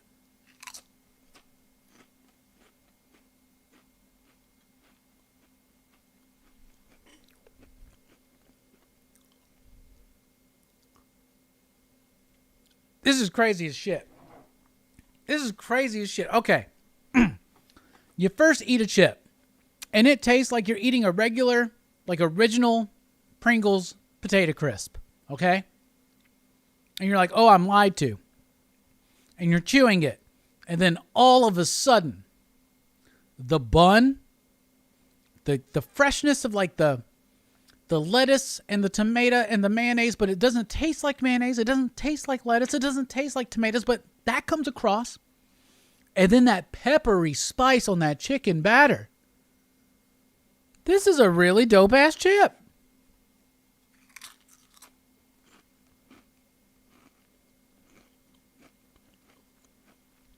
Nothing.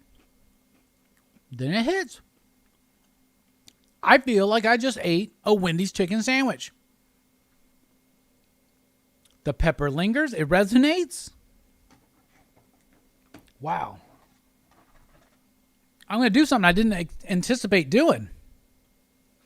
Pringles Wendy's spicy chicken sandwich flavor. 5 ya digs. Perfect score. This is an amazing chip. This defies the laws of physics.